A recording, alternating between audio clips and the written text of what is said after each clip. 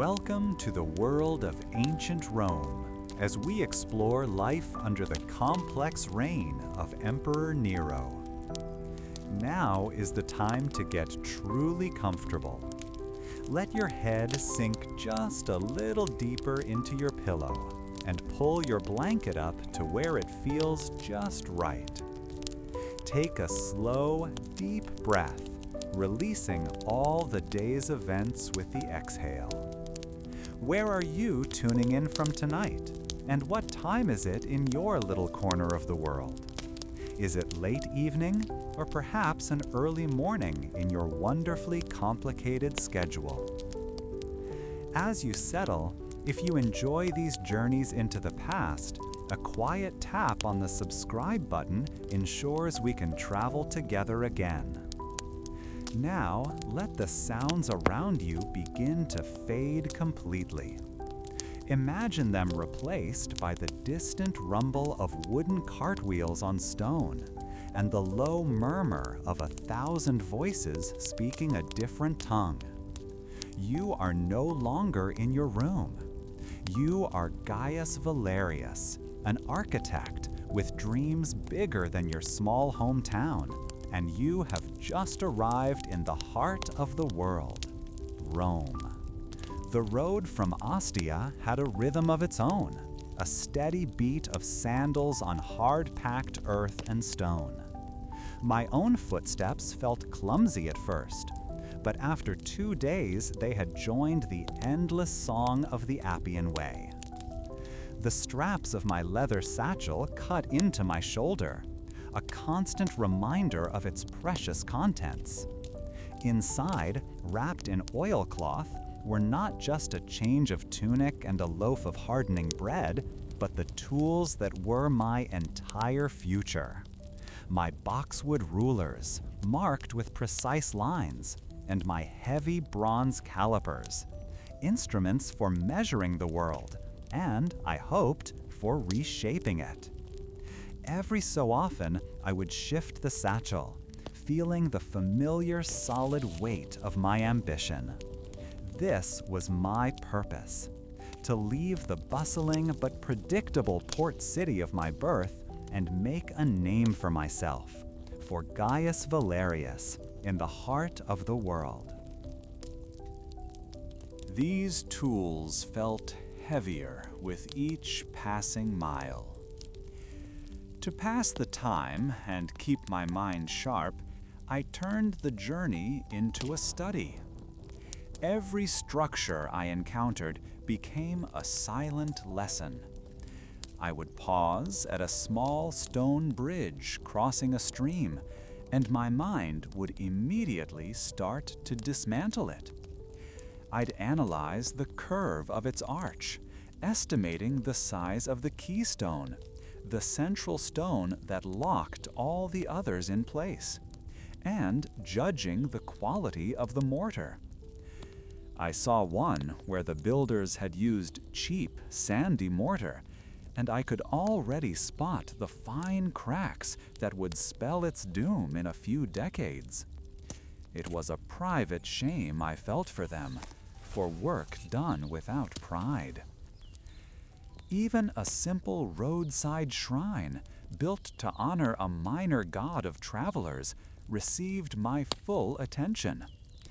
I noted how its small columns were not perfectly spaced, a tiny error that threw off the entire balance of its roofline, making it look perpetually unsteady. This constant analysis kept my fears at bay for a time. The road was a river of humanity, and I was just a small drop within it. Merchants with heavy wagons pulled by sweating oxen shouted at their beasts, their wheels churning up clouds of fine dust that made me cough and shield my face with my sleeve. Legionaries, their armor glinting and their red cloaks stark against the pale road, marched with a purpose that made my own slow walk feel insignificant. Families herded goats and children with equal exasperation.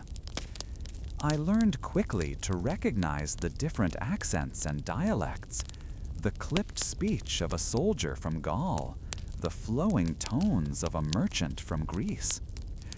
One fellow traveler, a cheerful olive oil salesman whose tunic was permanently stained, joked that the Appian Way was the only place in the world where you could hear 100 lies in 100 different languages before breakfast. The journey taught me about more than just construction. I learned about more than just construction on the road. A friendly nod to a centurion could ensure a safer spot to sleep near their camp for the night.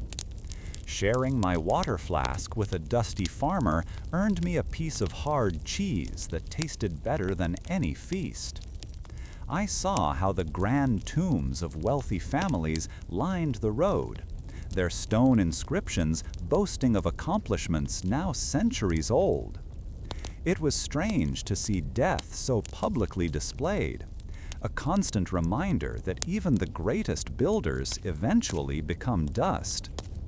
Looking at those monuments, I felt a powerful urge, not just to build, but to build things that would last, things that would serve the living long after my own name was forgotten. Then the landscape began to change. The open fields gave way to more and more buildings. At first scattered villas, then the crowded, towering apartment blocks the Romans call insulae. The rumble of wagon wheels grew from a background hum to a constant grinding roar. The mix of smells shifted from dust and farmland to something far more complex. The sharp scent of tanneries, the aroma of countless cook fires, the sour odor of the great city's drains. I had to crane my neck back to see the tops of the buildings, structures 5 and 6 stories high, crammed so closely together they seemed to lean on one another for support. My heart began to pound a little faster, a mix of excitement and a deep, unnerving sense of being incredibly small. Finally, I stood before the Servian Wall, the ancient stone boundary of Rome itself. The gate was a torrent of people, a chaotic flood of bodies and noise that made the Appian Way feel like a quiet country lane. The guards barely gave me a second glance, their eyes already on the next dozen people pressing to get through. Stepping through that gate was like stepping into another world. The sheer volume of sound was overwhelming, a harsh mix of thousands of voices shouting, vendors hawking their wares, hammers clanging on metal, and the ceaseless movement of the crowd. The scale of it all was beyond anything I had ever imagined back in Ostia. My mind, which had so confidently deconstructed small bridges, went silent. It had no frame of reference for this. I found a small space beside a fountain and simply stood there for a moment, letting the city wash over me. I watched as women drew water, as messengers pushed their way through the throng, as senators in their white togas, carried in covered chairs by servants, floated above the chaos like gods. My dream of joining the emperor's architects, which had seemed so bold and clear on the road, now felt like a child's fantasy. Looking at the colossal aqueducts that marched across the horizon, their perfect arches a testament to an engineering genius I could only hope to imitate, my confidence wavered.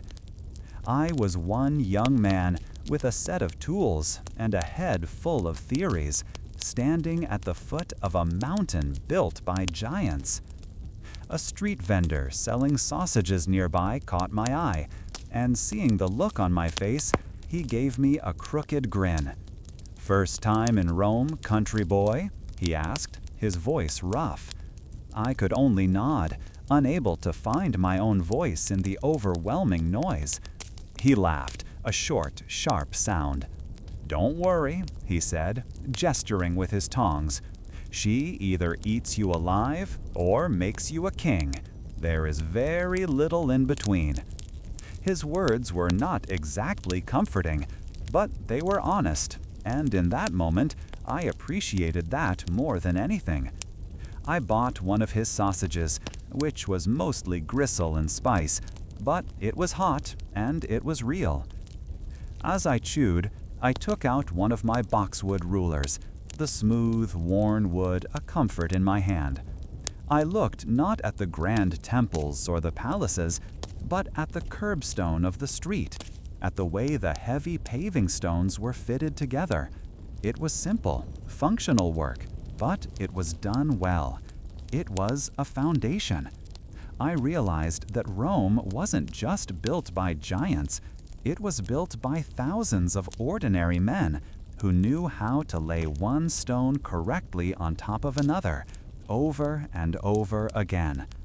My ambition, which had shrunk to the size of a pebble, began to grow again. The city was a challenge, not a monster. The initial shock of arrival had tested me in ways I was only beginning to understand. After weeks of presenting my letters of introduction and demonstrating my knowledge to skeptical foremen, I finally secured a position. It was not with the grand imperial architects on the Palatine Hill, but in a state-run workshop tucked away in the Subura district, a place known more for its crowded tenements than its grand designs. The day I first walked through its wide wooden doors, I felt as if I had stepped from one world into another. Outside, the street was a chaotic mix of shouting vendors and rumbling carts. Inside, a different kind of loudness took over, a steady, rhythmic thunder. The immense, high-ceilinged room was filled with the echoing clang of hammers striking chisels and the grinding scrape of stone being moved across the floor. This was not the quiet, theoretical world of my scrolls. This was the noisy, powerful heart of construction. Building on that first impression, the workshop revealed itself to be a complete world of its own. The space was so vast that voices from the far end were lost in the constant work sounds. A fine white powder, the dust of freshly cut marble, seemed to coat every surface, and I found myself occasionally clearing my throat from the dry grit of it. The smell was sharp and clean, a mix of that stone dust and the damp, earthy scent of wet plaster being prepared in large vats. Men, their arms and faces smudged with white, moved with a purpose I had only ever read about.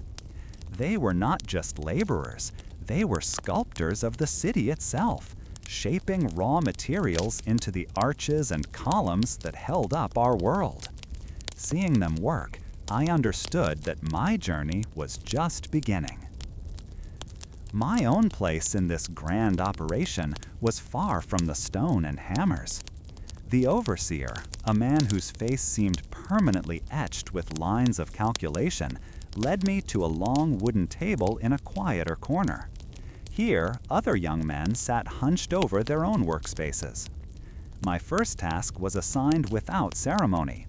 I was to make a precise copy of a blueprint for a minor aqueduct repair. A heavy sheet of papyrus, a type of paper made from reeds, was unrolled before me, showing the familiar lines of arches and water channels. I was given a stylus, a pointed tool for writing, and a set of blank wax tablets called tabulae serratae to practice on before making the final ink copy. It was simple work I could do in my sleep, but I knew my neatness and accuracy were being judged with every line I drew. Consequently, I felt the eyes of the others on me as I began. I was surrounded by men my own age, all of us vying for the attention of our seniors.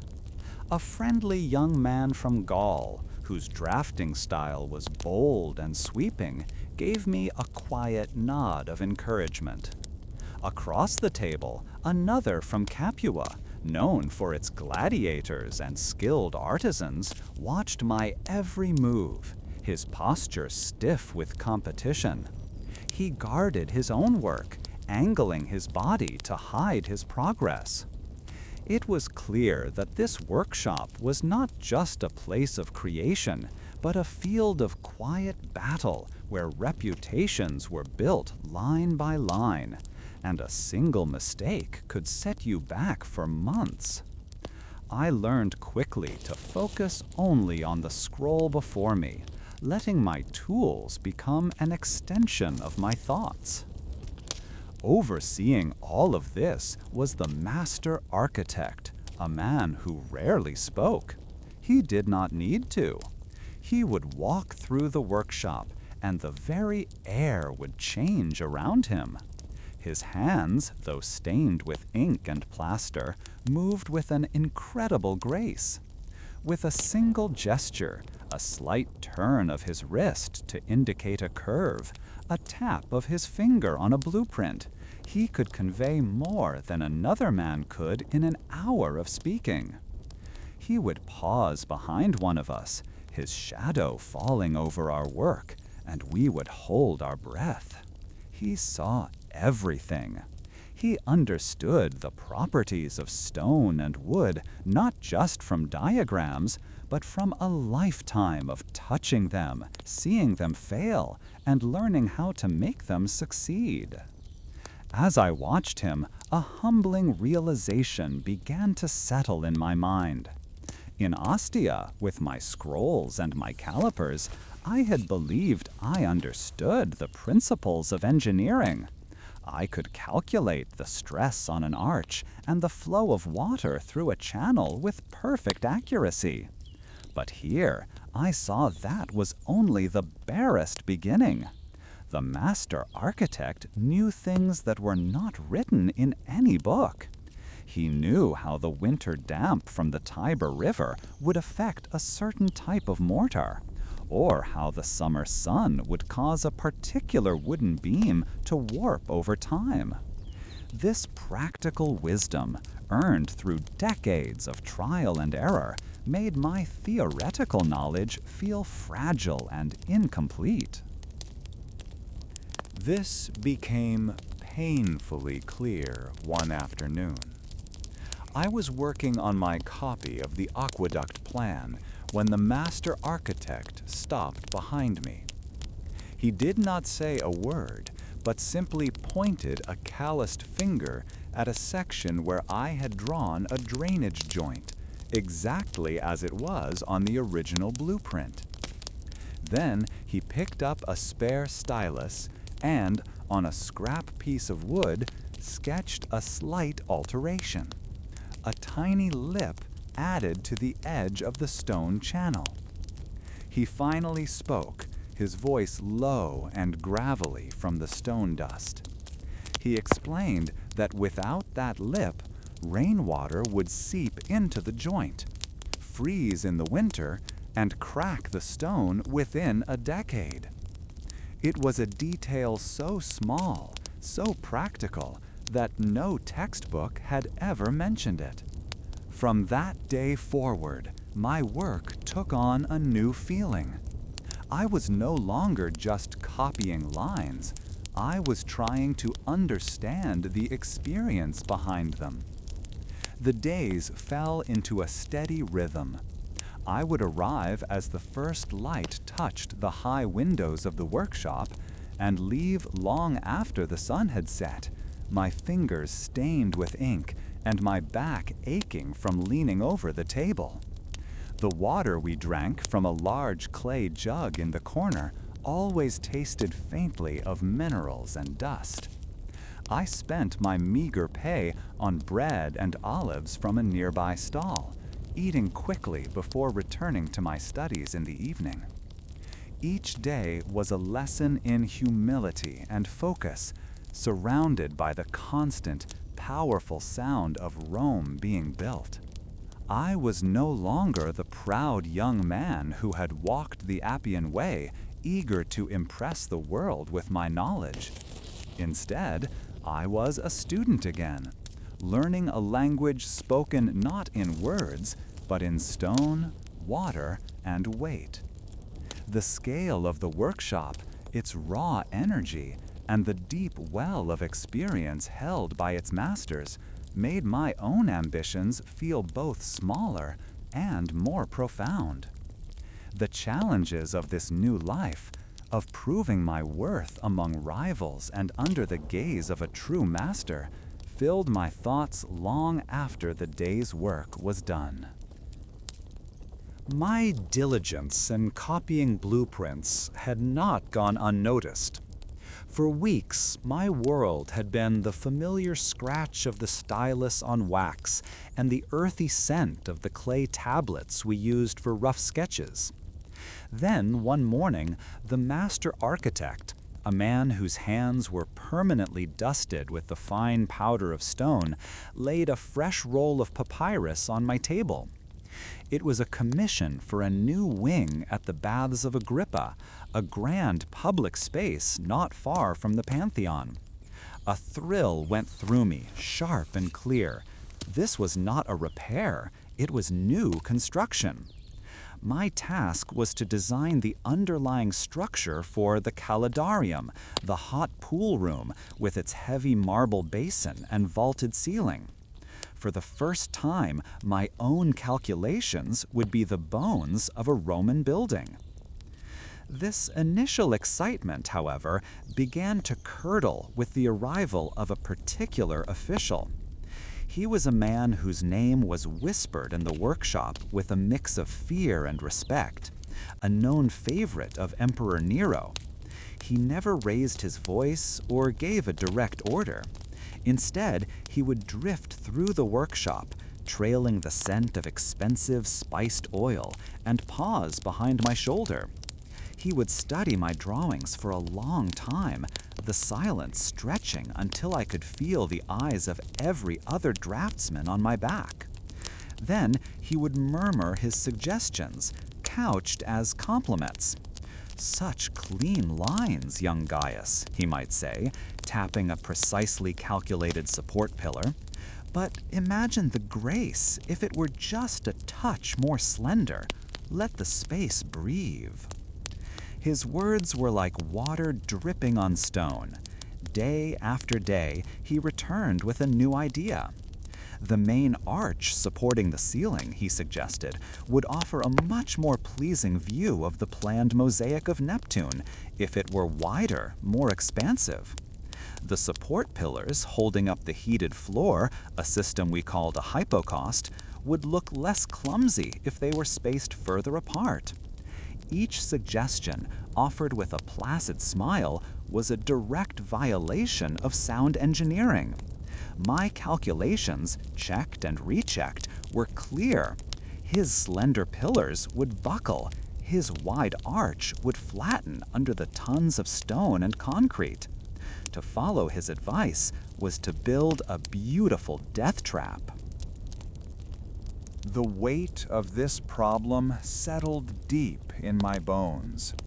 I found myself torn between two terrifying paths.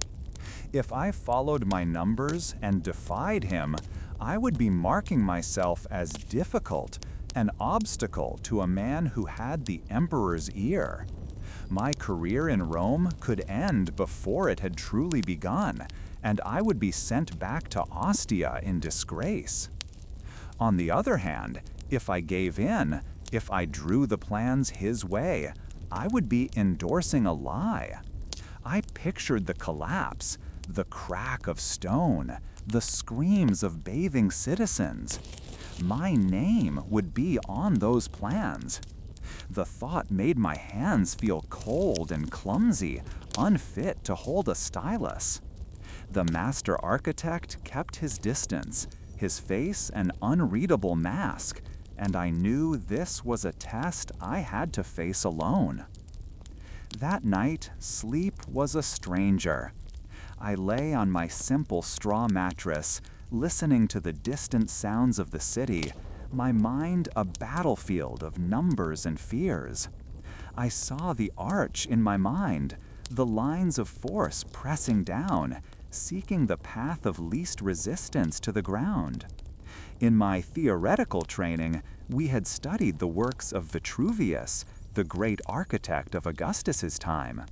He wrote of strength, utility, and beauty, but he had written little about navigating the whims of powerful men who cared only for the last of these.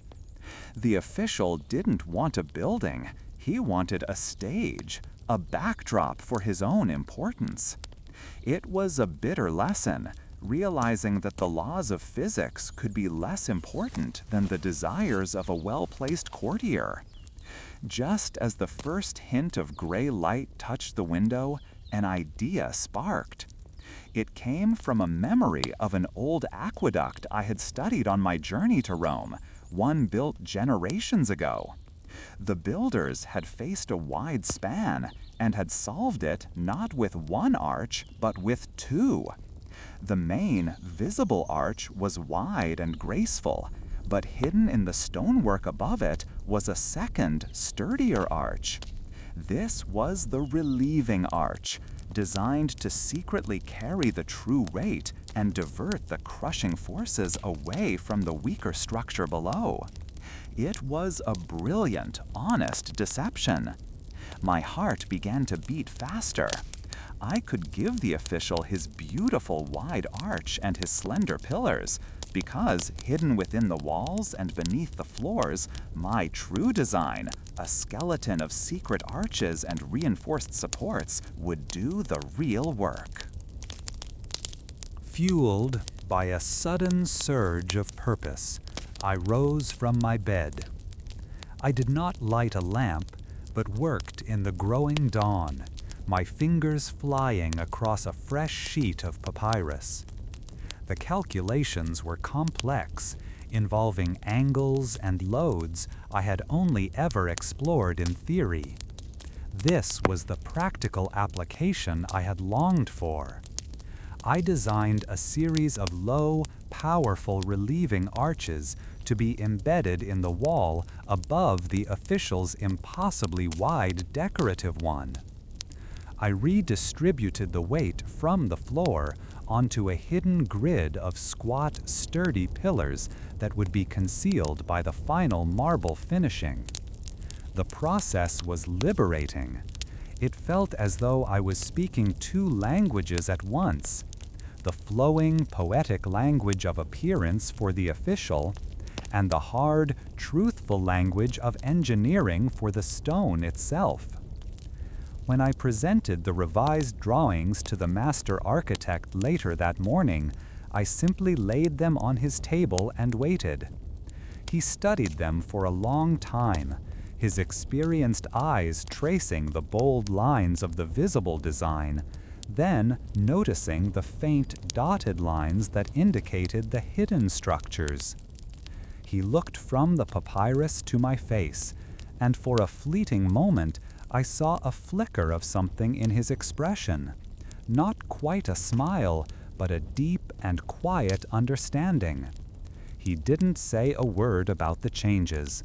He simply picked up his own stylus, dipped it in ink, and placed his mark of approval in the corner. The gesture was all the confirmation I needed. My solution was sound. The official arrived that afternoon, as I knew he would. I explained my revisions not as safety measures, but as enhancements to his own brilliant vision.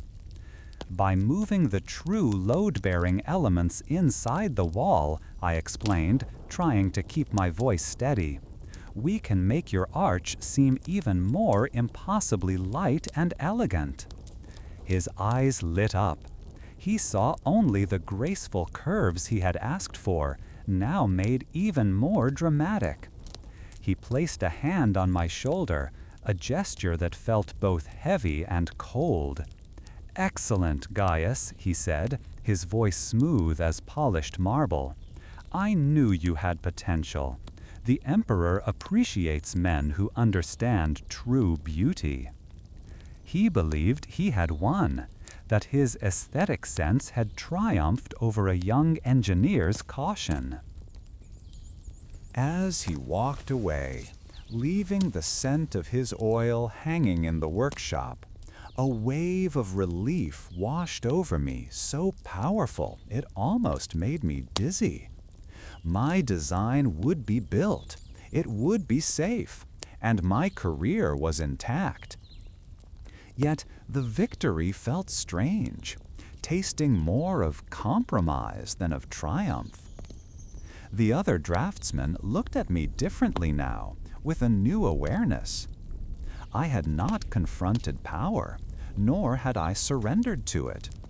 I had found a third path, a winding one, built of cleverness and concealment. I had designed a structure that was both a truth and a lie, a building that would keep its most important secrets hidden forever. That evening, as I cleaned the ink from my tools, I looked at my hands. They were the same hands that had arrived from Ostia, clutching rulers and calipers, eager to build honest things. Now they had learned to draft a necessary deceit. I understood that building in Rome was not simply a matter of stacking stones correctly. It was a dance, a delicate and often dangerous performance, where the laws of influence were as real and as unyielding as the laws of gravity. I had survived my first steps in that dance, and the knowledge of it had settled something solid and heavy inside me. My solution for the bathhouse's hidden arch, while unseen by the public, did not go unnoticed by my superiors. The master architect, a man of few words, gave me a nod of approval that felt more valuable than a bag of coins. Because of this success, a new and far more practical task was assigned to me. I was to travel to the great travertine quarries near Tibur and personally select the stone blocks for the bathhouse facade. Leaving the familiar sounds of the city behind, I walked along a road that grew rougher with every mile. The organized grid of Rome's streets gave way to dusty tracks, and the scent of bakeries and public gardens was replaced by the smell of dry earth and sun-baked grass. My mission was simple, but I sensed I was leaving the world of plans and entering the world of raw creation. As I approached the quarry, the first thing I noticed was not the sight, but the sound.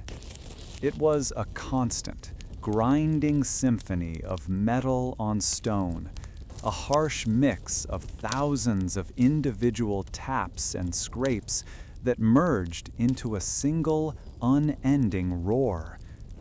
This wall of noise grew louder until it seemed to vibrate in my bones. Then, rounding a bend, I saw it.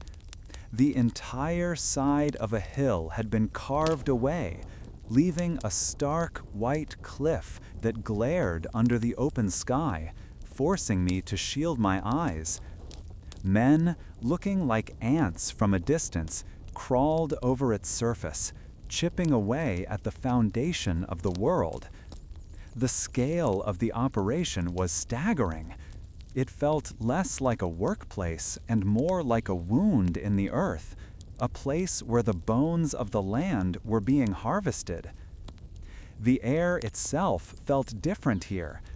A fine white powder hung invisibly, a grit that settled on my tongue and coated the inside of my throat with a dry film. I found myself frequently sipping from my water skin, not from thirst, but just to wash away the taste of the stone. After only a short time, my clean tunic was filmed with a pale dust that puffed away in small clouds if I brushed a hand against it. I watched men working with cloths tied over their faces, their movements slowed by the constant need to clear their lungs. This was the price of the gleaming columns and polished floors of Rome, a price paid with every breath taken in this massive open pit. Their labor was a lesson in itself. I saw teams of men, their bodies lean and corded with muscle, using iron wedges and heavy mallets to split enormous blocks from the cliff face. It was a slow, brutal dance of force and leverage. They would drive a line of wedges, then pound them in sequence, the ringing of the hammers a rhythmic pulse in the larger noise. When a block finally gave way with a deep groan and a crack that echoed across the valley, I saw the immense effort it took to guide its fall.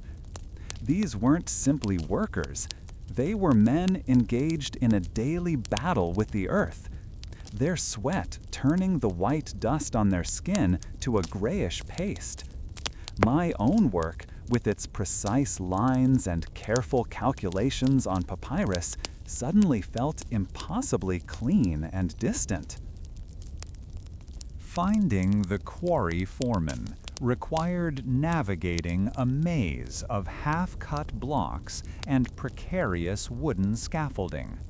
He was a man whose face seemed carved from the very stone around us, his skin tanned to leather and his eyes narrowed against the constant glare. When I presented my official order tablet from the workshop, he barely glanced at it. His language was not of measurements and quantities, but of schedules, transport priorities, and the names of important men. He spoke of donations for the swift loading of carts and overlooked shipments. It was a negotiation, I quickly realized, not an instruction. This was a place where an emperor's seal on a clay tablet held less weight than a knowing glance and the subtle promise of a future favor. Despite the foreman's gruff manner, I turned my attention to the task at hand. Travertine, the stone we were using, is a beautiful material, a type of limestone deposited by mineral springs over countless years. I knew its properties from my studies, but seeing it here in its raw state was different. I ran my hands over the cut surfaces, feeling for the porous, layered texture that gave it both its lightness and its strength. I took a small hammer and tapped along the edges of several promising blocks, listening to the pitch of the sound. A clear, solid ring meant the stone was whole, while a dull thud suggested hidden cracks within. This was the part of my work I loved, where theory met the physical world, and my knowledge could ensure a wall would stand for a century. After a thorough inspection, I marked out a dozen of the finest blocks, each one uniform in color and free of any visible flaws. These were perfect for the load-bearing sections of the facade, strong and reliable. A sense of accomplishment washed over me as the foreman grunted his approval and motioned for a team of laborers to prepare them for transport. This was the true beginning of a building, not on a drawing board, but here, with the selection of the very first stone. I watched satisfied as the men brought over a large cart, their movements efficient and practiced, ready to haul my chosen pieces back to the city. My calculations, my design, would soon have a physical form. This feeling of satisfaction, however, was short-lived. Just as the laborers were about to heave the first block onto my cart, another, more ornate wagon, pulled by stronger mules, arrived. It bore the crest of a well-known senator. The foreman immediately stopped my crew with a sharp command. Without a word of explanation to me, he pointed to the blocks I had so carefully selected. The laborers, their faces impassive, changed direction and began loading my prime travertine onto the senator's private wagon. My official, state-sanctioned project was pushed aside in an instant for the benefit of a powerful man's new garden wall or villa floor. I stepped forward, my order tablet in hand, ready to protest this clear misuse of state resources. But the foreman gave me a look that was not unkind, but weary. A look that said he had seen this 100 times before. The quartermaster, the man responsible for logging the shipments, simply stared past me as if I wasn't there, already making a new entry on his wax tablet. I understood in that silent moment that to argue would be pointless. It would mark me as a naive fool who did not understand how Rome was truly built. This wasn't theft, it was business as usual. The bedrock of the empire, I realized, was not solid stone, but a shifting landscape of favors and influence. The foreman gestured to a different pile of stone, blocks that were adequate but visibly inferior, with slight discolorations and a rougher grain. "These will do for the bathhouse," he said, his tone leaving no room for debate. I looked from the superior blocks on the senator's wagon to the lesser ones destined for my public work. A cold understanding settled in my gut.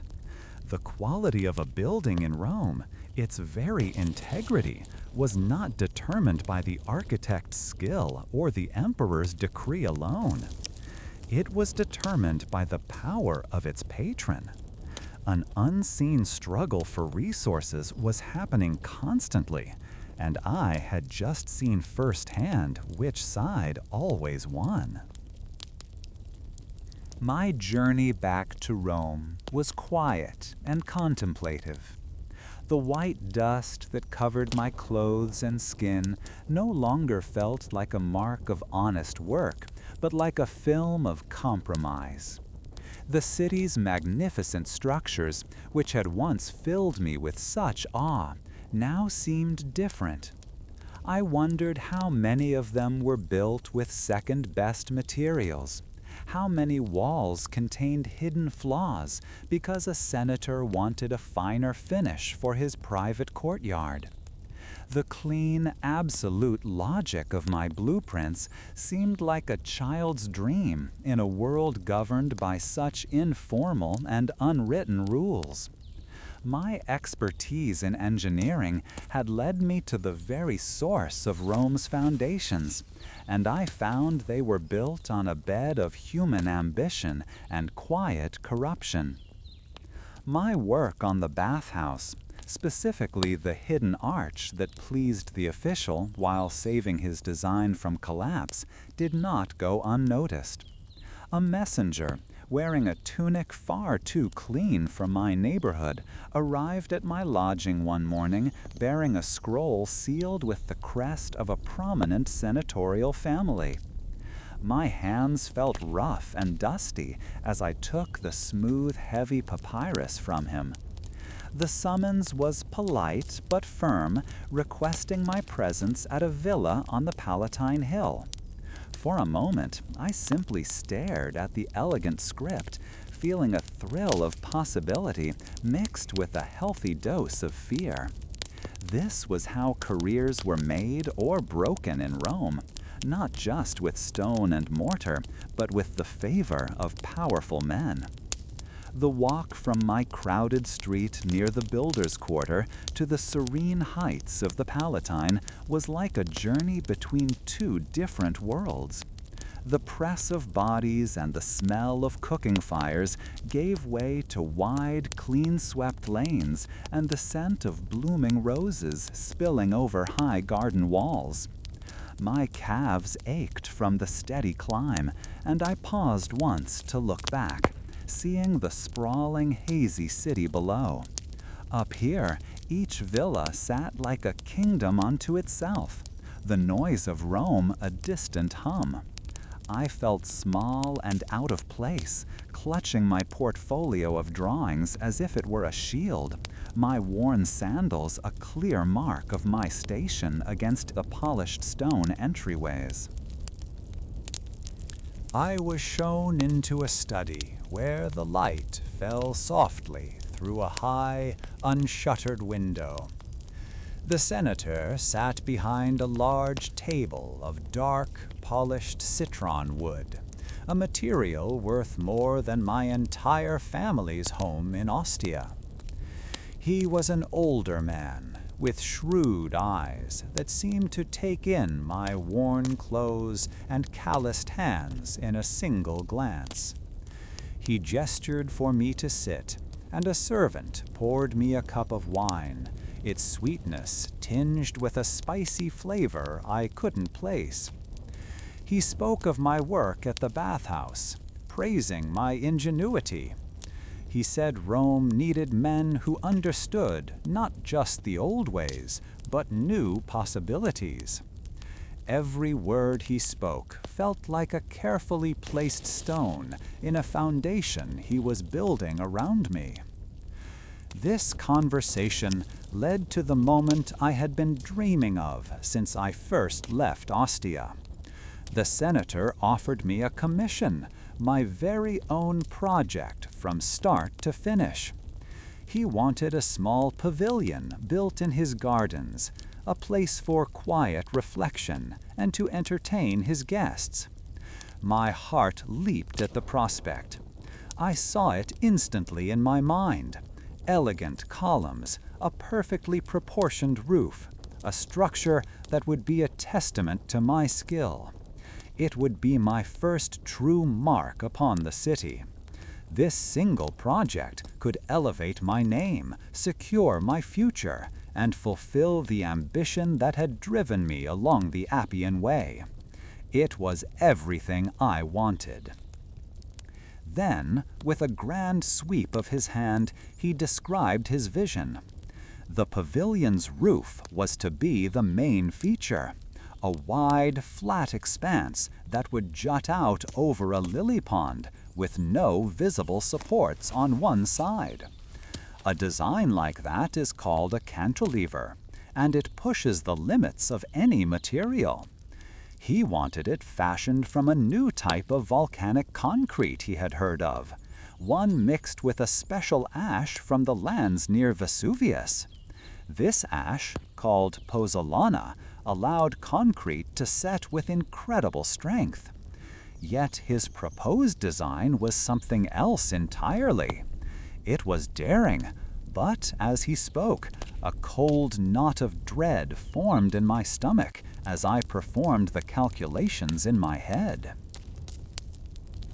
Trying to keep my voice steady, I attempted to explain the risks. I spoke of tensile strength, the force that pulls a material apart, and how a long, unsupported slab of concrete would be under immense strain. The new volcanic mixture was strong under compression, the force of being squeezed, but I had no data on how it would behave when stretched like that. "Senator," I said, choosing my words with care, "the principles of architecture are like the laws of the gods. They can be tested, but not defied. This design puts too much faith in an untried material." I tried to suggest alternatives, perhaps a slender, elegant column hidden among the plants, but he was not listening. He waved a dismissive hand, a faint smile on his lips. "Gaius," he said, his voice laced with the easy confidence of a man who has never been told no. "I am not interested in what is common. I am interested in what is new, what is bold. I want my guests to gasp, to wonder how such a thing is possible." He looked me in the eye, and I understood his meaning perfectly. He wasn't just commissioning a building, He was testing me. He wanted an architect who would deliver his vision, not one who would lecture him on the tiresome details of safety. The choice was clear. I could be his bold visionary, or I could be another cautious builder he would quickly forget. That night, sleep was impossible. I paced the small floor of my room, the senator's words echoing in my thoughts. To refuse his commission would be an insult he would not forgive. The doors he could open for me would be slammed shut forever. Yet, to build his pavilion as he designed it felt like a profound betrayal of my craft. An architect's first duty is to the integrity of the structure. I imagined the roof collapsing, the shame of the failure, the potential harm to his guests. The thought made my skin crawl. It felt as if I were being asked to sign my name to a lie written in stone.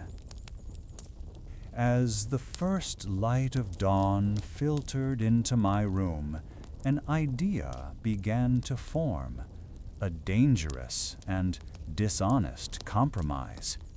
It was a variation of what I had done at the bathhouse, but on a much grander scale. I could give the senator the appearance of his daring design while hiding the true strength within. The roof could be made to look like a single thin slab of concrete, but I could secretly embed a hidden framework of interlocking tiles and arches within the structure itself. It would carry the load, transferring the weight back to the main pillars in a way no one would ever see. It would be a deception, a complex illusion of engineering. The following weeks were a torment of careful planning. On the papyrus scrolls I presented to the senator, I drew the pavilion exactly as he had envisioned it, with clean, impossible lines. He would tap the drawing of the unsupported roof and nod in satisfaction. Meanwhile, on wax tablets I kept hidden in my room, I sketched the true design, the hidden arches, the reinforced core, the precise placement of every internal support brick. Supervising the construction required a constant performance. I would speak loudly with the foreman about the revolutionary concrete mix for the senator's benefit, then pull him aside moments later to quietly give instructions on reinforcing the core, framing it as a way to ensure the special concrete cured properly. When the pavilion was finished, it looked exactly as the senator had dreamed. The roof extended over the water, a seemingly impossible feat of engineering that defied gravity. He was ecstatic and threw a lavish party to unveil it to his influential friends. Standing in the garden, listening to men in fine togas praise my genius and boldness, I felt a profound hollowness. They were admiring a lie. The structure was safe, stronger even than a conventional building, but the praise was for a fiction. I accepted the senator's compliments and the heavy purse of coins he gave me, but the victory tasted like dust in my mouth. He clapped me on the shoulder, his face beaming with pride as he gestured to the floating roof. "You see, Gaius, true art requires risk," he declared to the crowd. I simply nodded, the sound of their applause feeling distant and unreal. The structure stood firm, a testament to my skill, but it was built on a foundation of deceit. The secret I now carried felt heavier than any stone block I had ever put in place. The praise from the senator had left a strange metallic taste in my mouth, one that lingered for weeks. My secret solution for his pavilion, That hidden reinforcement that made his reckless design safe felt less like a triumph of engineering and more like a successful lie. That feeling followed me into the hot nights of July, when the city seemed to hold its breath. I would lie awake in my small room, the woven mat sticking to my back, and listen to the distant sounds of Rome. The city never truly slept.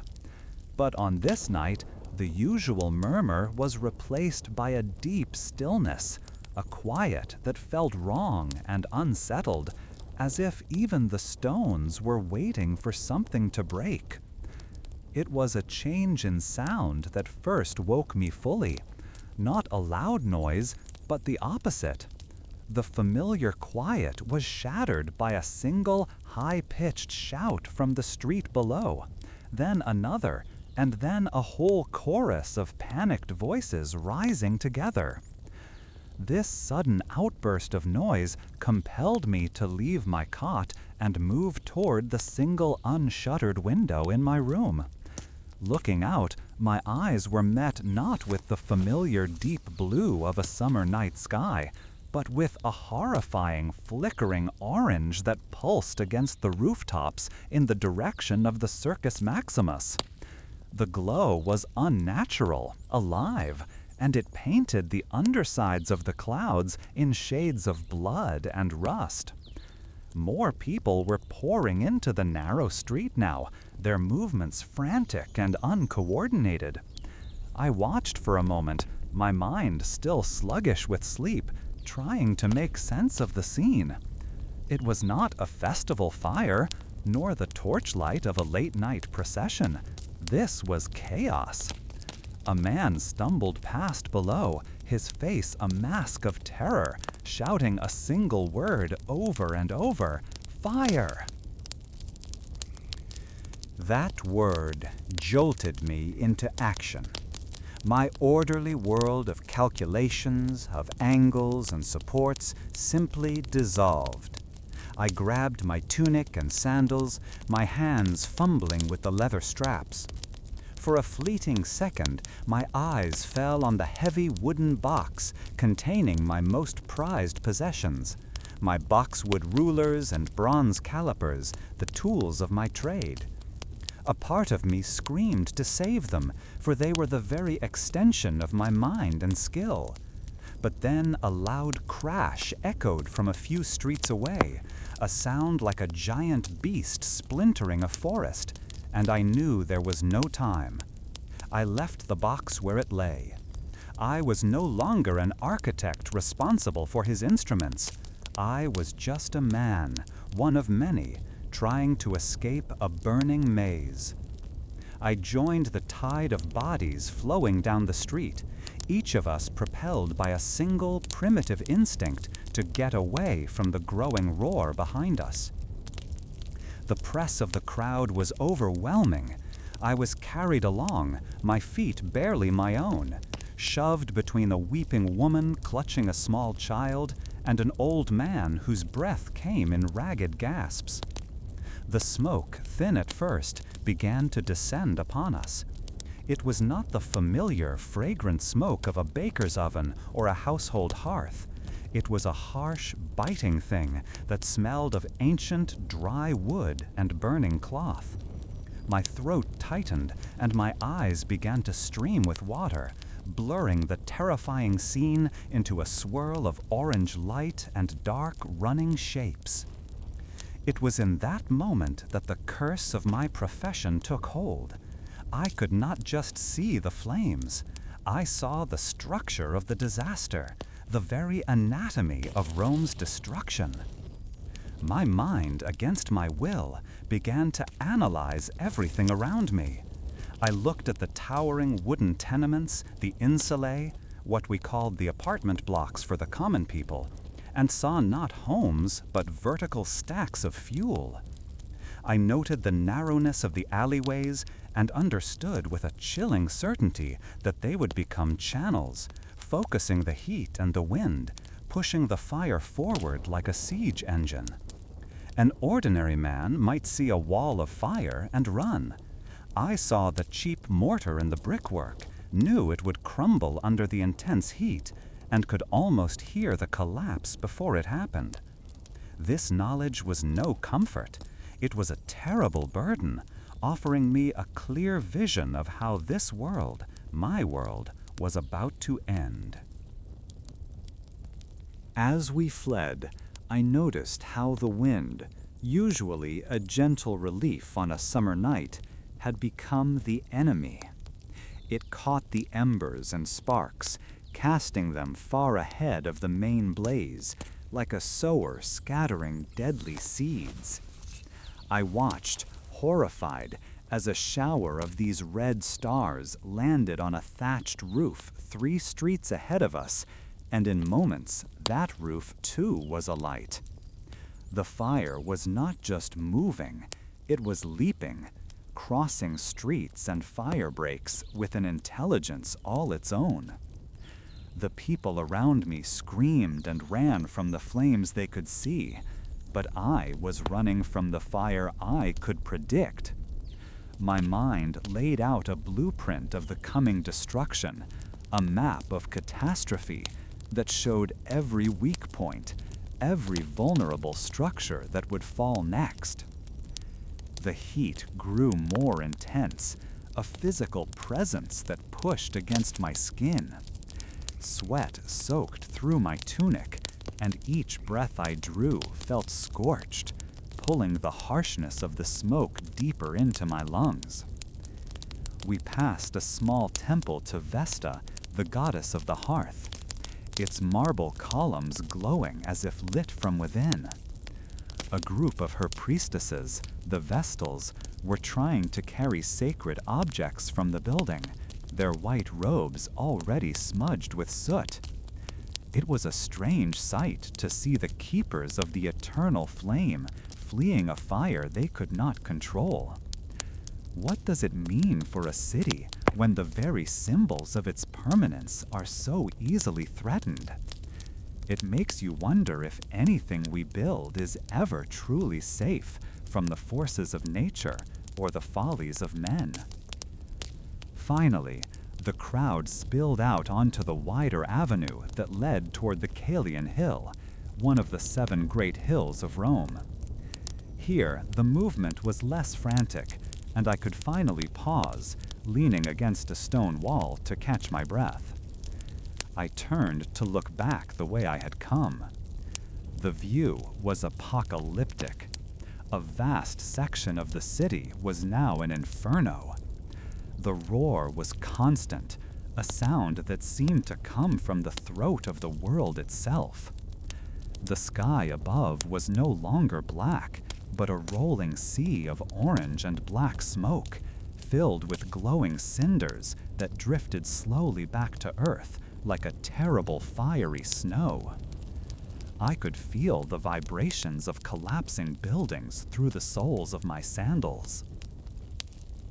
Looking at the destruction, the praise from the senator for his little garden pavilion seemed like something from another lifetime, a foolish concern for a man who lived in a different world.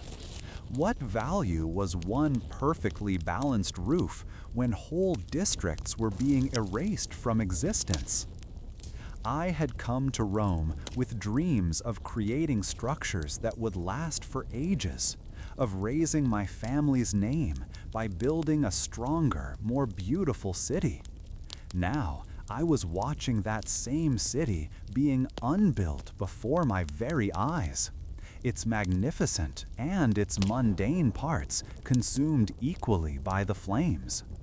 The pride of the architect was gone, burned away, and replaced by the simple, humbling fear of the survivor. The smoke was thicker now, even on the hill, and it carried the scent of 1,000 lives turning to ash. I covered my mouth with a fold of my tunic, but the taste of ruin was already on my tongue. All around me were the citizens of Rome, their faces illuminated by the disaster, stripped of their roles as merchants, soldiers, or craftsmen. We were all just refugees in our own home. My mind was finally quiet, the relentless calculations silenced by the sheer scale of the devastation. There was nothing left to analyze. There was only the fire and the new, terrifying silence that I knew would follow it. This night of red stars had shattered my understanding of the city I had sworn to build. For days, the world had been a roaring beast of orange and black. I had forgotten the feeling of cool air in my lungs, the sight of a clear sky. Now, an unnatural quiet had descended. The fire, having consumed everything it could, had finally starved. I walked through the streets I once knew, but they were no longer streets. They were canyons of ruin, pathways carved through heaps of blackened stone and charred timber. The ground was a carpet of gray ash that puffed up with each step, coating my legs and finding its way into my mouth, leaving a gritty, bitter taste. The city's familiar symphony, the chatter of vendors, the rumble of cartwheels, the distant songs from a temple, was gone, replaced by the soft whisper of the wind through skeletal remains and the unsettling groan of structures on the verge of collapse. Instead of the scent of fresh bread from the bakeries or the sweet perfume of jasmine from the gardens of the wealthy, a single, overpowering stench clung to everything.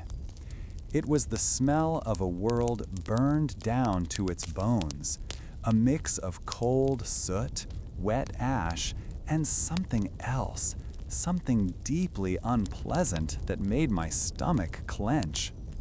Every breath was a reminder of what had been lost. I saw the remains of a fountain, its marble basin cracked and scorched.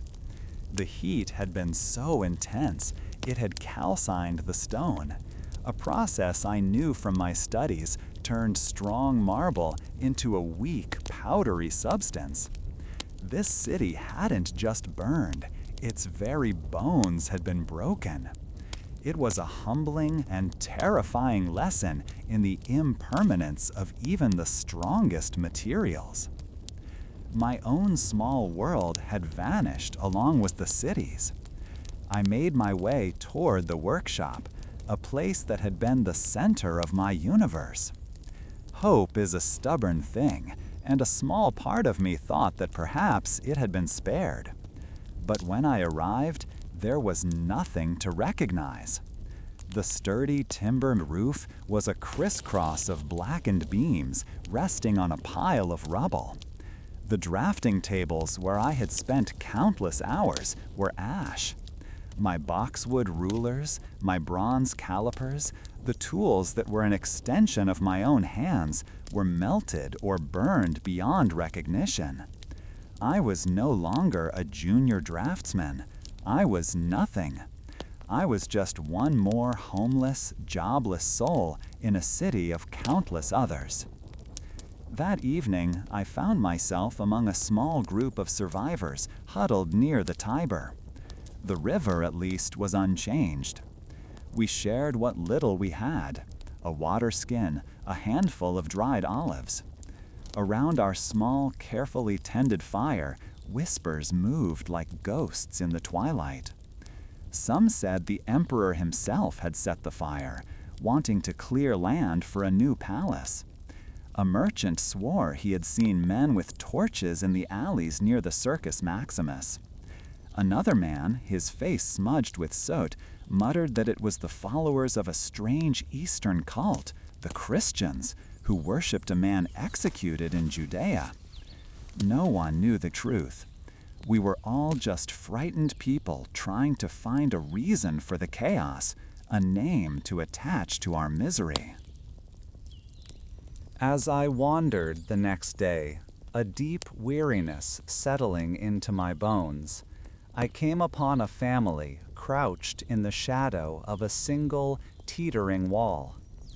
It was all that remained of a 4-story insula, one of the massive apartment blocks that housed the city's poor. I could see from a distance that it was unstable. The brickwork was fractured, and a long diagonal crack ran from its base nearly to the top. The father was trying to clear rubble nearby, but every movement sent a shower of dust and small debris down onto his wife and children. They flinched with each tremor, their eyes fixed on the leaning mass of brick and mortar above them. My mind, stripped of ambition and ego, saw the problem in its purest form: lines of force, a failing center of gravity, a fulcrum point. A few other men stood nearby, arguing about the best way to pull the wall down before it fell on its own. Their plan was reckless. A sudden collapse would bring tons of rubble down on the whole area. I found myself walking toward them, my voice hoarse from the smoke. "No," I said, pointing. "If you pull from there, it will buckle at the weakest point. It will fall on all of us."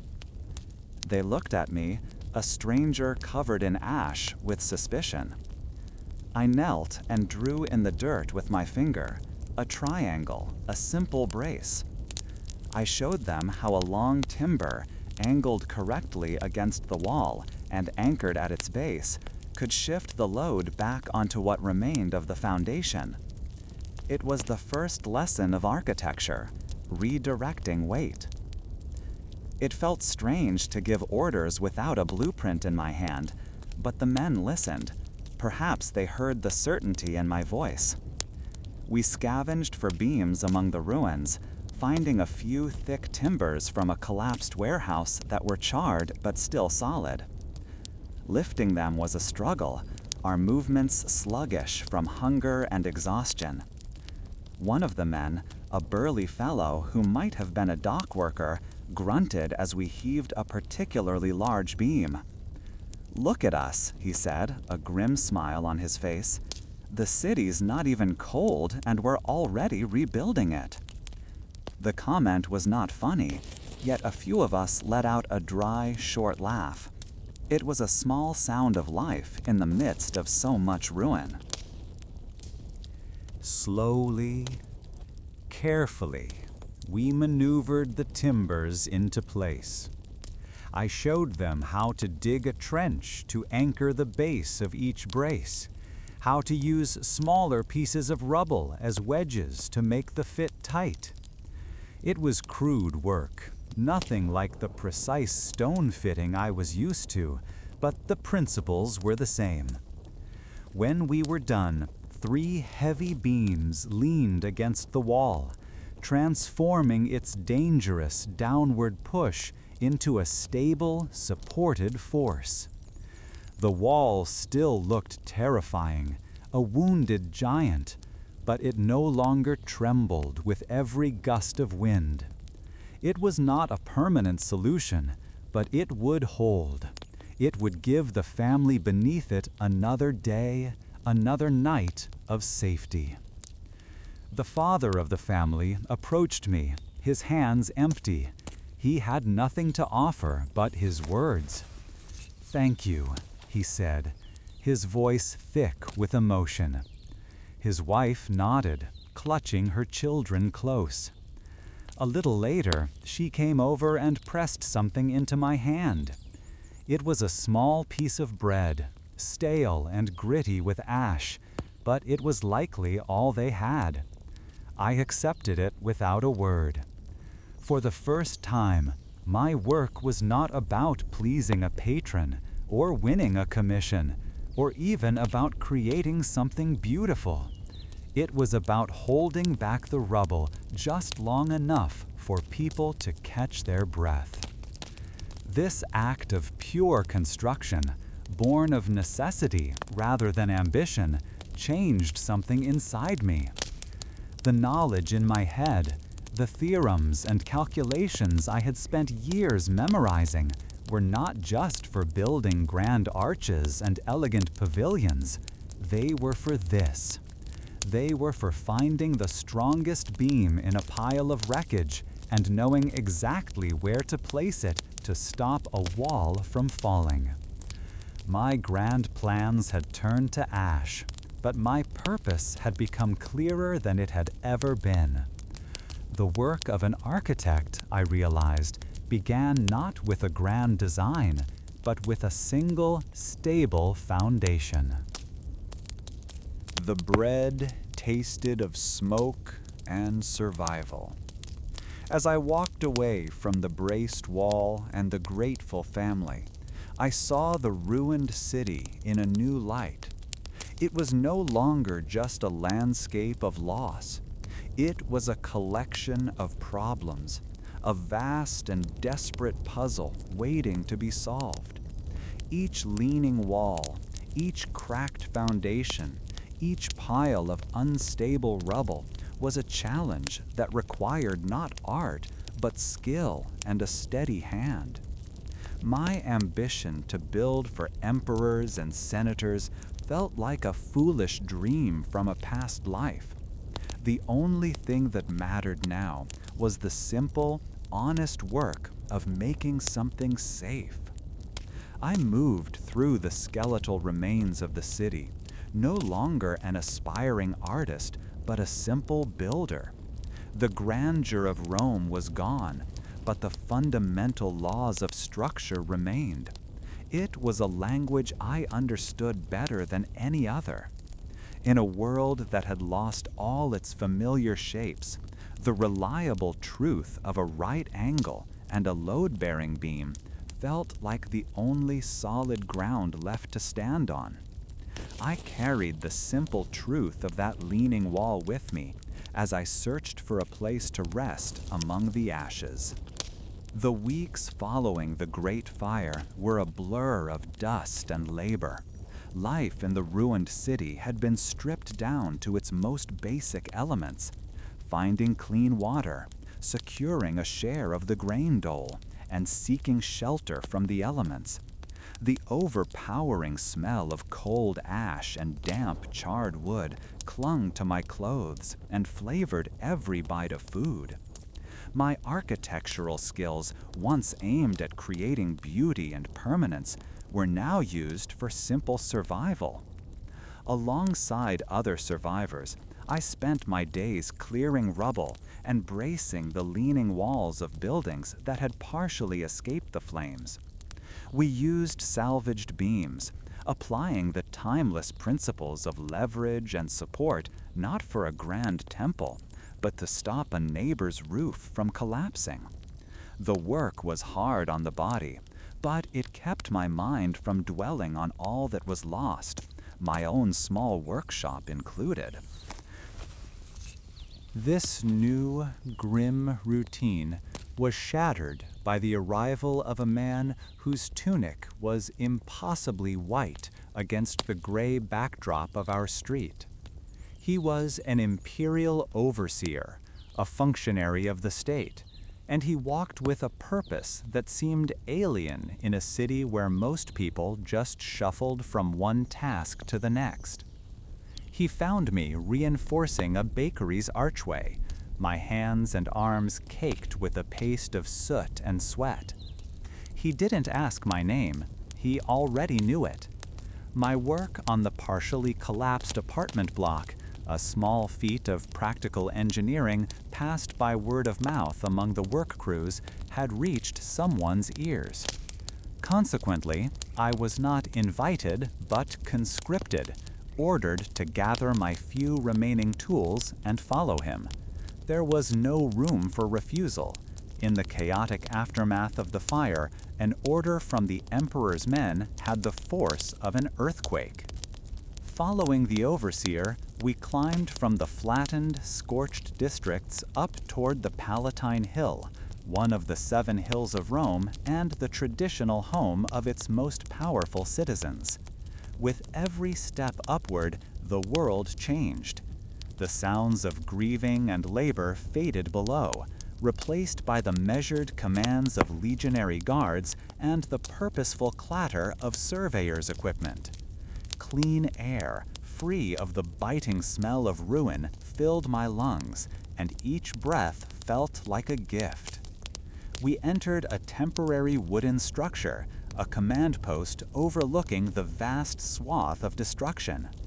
The overseer led me to a long cedar table where immense scrolls of papyrus, a type of paper made from reeds, were laid out and weighted down with polished river stones. My heart began to pound with a feeling I hadn't experienced since before the fire, a powerful mix of curiosity and professional awe. The man gestured for me to look. As I leaned over the table, my eyes struggled to comprehend the scale of the drawings. This was not a plan for rebuilding a neighborhood or a temple. It was a vision for a new world built upon the old one. The plans detailed a palace of such size and luxury that it defied imagination. It was to be called the Domus Aurea, the Golden House. The designs showed a sprawling complex of buildings connected by covered walkways a mile long, gardens filled with exotic animals, and even an enormous artificial lake where the heart of a bustling neighborhood once stood. One drawing depicted a colossal bronze statue of the Emperor Nero himself, as tall as the grandest lighthouse, that would stand at the entrance. The sheer creative force of it all was intoxicating, a challenge that would test the limits of every known building technique. A surge of pure, undiluted excitement coursed through me. To be a part of this, to solve the countless structural puzzles presented by such a design, was the dream of every architect in the empire. My mind was already racing, calculating the stresses on a planned octagonal hall with a revolving ceiling meant to imitate the heavens, or the engineering required to supply water to the artificial lake. This was not merely building. This was shaping the earth itself to a man's will. For a moment, I completely forgot the ashes I had walked through to get here. I saw only the clean lines on the papyrus, the promise of cut marble and perfectly mixed concrete, the chance to create something that would be spoken of for 1,000 years. It was the ultimate commission, a project that eclipsed anything I had ever dared to imagine. The imperial overseer, seeing the look on my face, gave a thin, knowing smile. He explained that Emperor Nero saw the fire not as a tragedy, but as an opportunity to reshape Rome into a city worthy of its destiny, and his golden house would be its glorious centerpiece. Experienced builders, men who could turn these ambitious drawings into reality, were needed immediately. My reputation for sound, practical solutions had made me a candidate. He saw me as a problem solver, a man who could handle the difficult, unseen work of foundations and water channels that would make the more decorative elements possible. He spoke of honor and imperial favor, of the chance to be a part of history. The words were like a siren song, promising the very glory I had sought when I first walked to Rome from my home in Ostia. However, as I stood there on the clean, orderly hill, my gaze drifted past the edge of the planning table and out the wide, open doorway of the command post. From this high vantage point, I could see down into the valley where the new lake was planned. The area was not empty. It was filled with a sprawling camp of makeshift tents and lean-tos patched together from salvaged materials. This was where thousands of families, burned out of their homes, were now living in squalid conditions. I could hear the faint, distant sounds from their settlement, a crying child, the murmur of countless voices, the clang of a pot. The people down there were not an abstract thought. They were the very same ones I had been working alongside just hours before, sharing scraps of bread and weary silence. This realization soured the excitement in my stomach, leaving a cold, heavy feeling in its place. The vast, empty spaces on the architectural plans were not truly empty. They were filled with the lives of people who had lost everything. The ground being cleared for Nero's gardens and gilded halls was the same ground where their homes, shops, and memories had stood. I was being asked to help build a monument to one man's ego directly upon the ashes of a city's populace. The project was no longer just a technical challenge, it was a moral one. The breathtaking vision on the papyrus was a dream for the emperor, but it was being built upon a nightmare for his people. I looked from the beautiful, colored inks of the drawings to the grim reality of the refugee camp below, and the contrast was jarring. The creative spark I had felt moments before was now shadowed by a deep unease. What did it matter if an arch was perfectly balanced or a dome was flawlessly constructed, if its foundations rested on such widespread misery? These questions circled in my mind, but I knew they were questions I could not ask aloud. In this new Rome, under this emperor, such thoughts were dangerous. My role was not to question, but to build what I was told to build. The choice had already been made for me the moment the overseer had pointed me out in the ruined street. With a heavy heart, I turned my attention back to the plans. I focused on a specific technical problem: the diversion of an aqueduct to feed the new lake. I traced the proposed channel with my finger, my mind automatically assessing the geology, the required gradients, and the potential points of failure. It was easier to think about the flow of water than the flow of lives being displaced. If I was to be a part of this, I decided I would focus on the work itself: the stone, the water, the mathematics. I would be a tool, a skilled hand to execute a will far greater than my own. My youthful ambition to build for the glory of Rome had been replaced by the stark reality of building for the glory of its emperor. The grand vision for the emperor's golden house, the Domus Aurea, was more than just buildings. It was a remaking of the world itself. My new assignment was proof of this. I was put on a team tasked with creating a vast artificial lake, a body of water so large it would have its own beaches and boats, all in the center of Rome.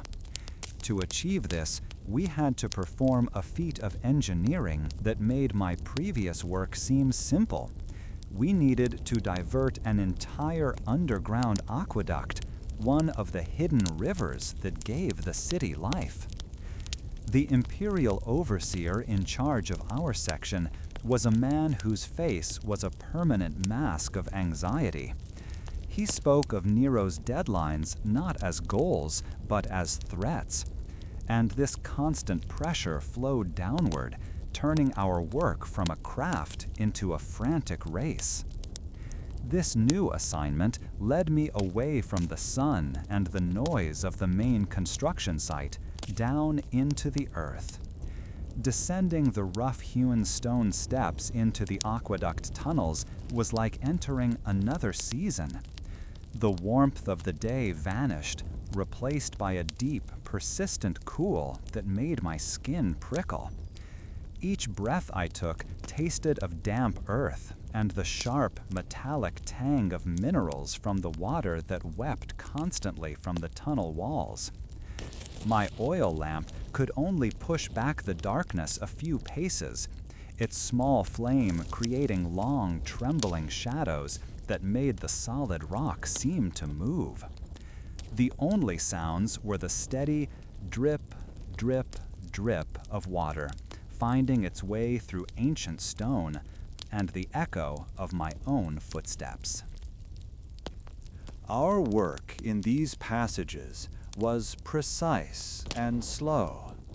We used a tool called a corabates, a long wooden beam with legs and a channel carved in the top. By filling the channel with water, we could find a perfect level, ensuring the new channel for the lake would flow at the exact gentle slope needed. It was work that required patience, something our overseer had in very short supply. He would descend once a day, his fine sandals slapping impatiently on the wet stone floor, asking only if we were on schedule. He never looked at the quality of the stone or the braces. His eyes were fixed on an imaginary calendar that existed only in the emperor's mind. It was during one of my surveys, deep in a section of the tunnel that was to be widened, that I found it. I was running my hand along the rock face, a habit of mine to feel the quality of the stone, when my fingers traced a line that was unnaturally straight and fine. It was not a mason's mark. I brought my lamp closer, shielding the flame from a draft that seemed to come from the crack itself. It was a fault, a deep weakness running through the bedrock. It was a flaw created by the earth itself, one that made the stone on either side of it unstable. My heart sank. This was the sort of detail that could undo everything. Following this discovery, I spent the rest of the day tracing the fault line.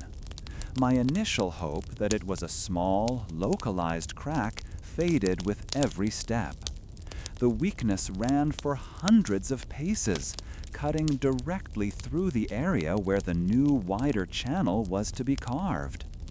To cut into this stone without properly supporting it would be like asking the roof of the tunnel to hold itself up with nothing but a prayer. A shift in the ground, or even the vibrations from the work itself, could cause a catastrophic collapse. I thought of the crews of men who would be working down here with pickaxes and shovels, their lives dependent on the integrity of the rock above them. The cool air in the tunnel suddenly felt much colder. When the overseer made his next inspection, I showed him my findings.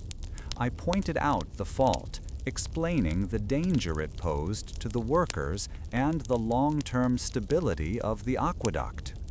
He listened with a stony face, his eyes darting from the crack in the wall to me, then back again.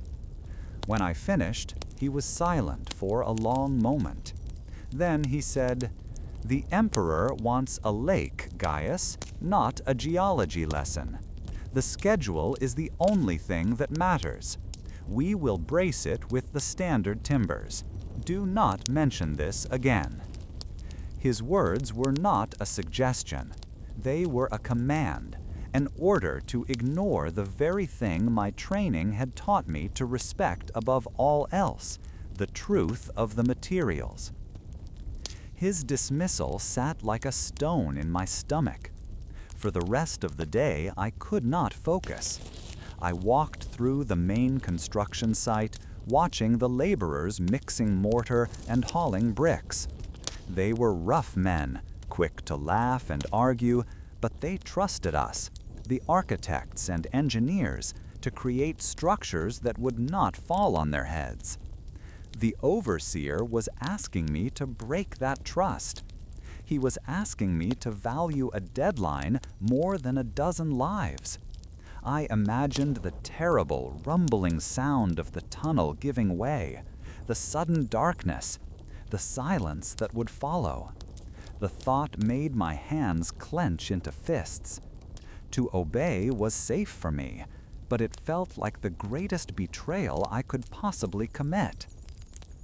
That evening, I found myself torn.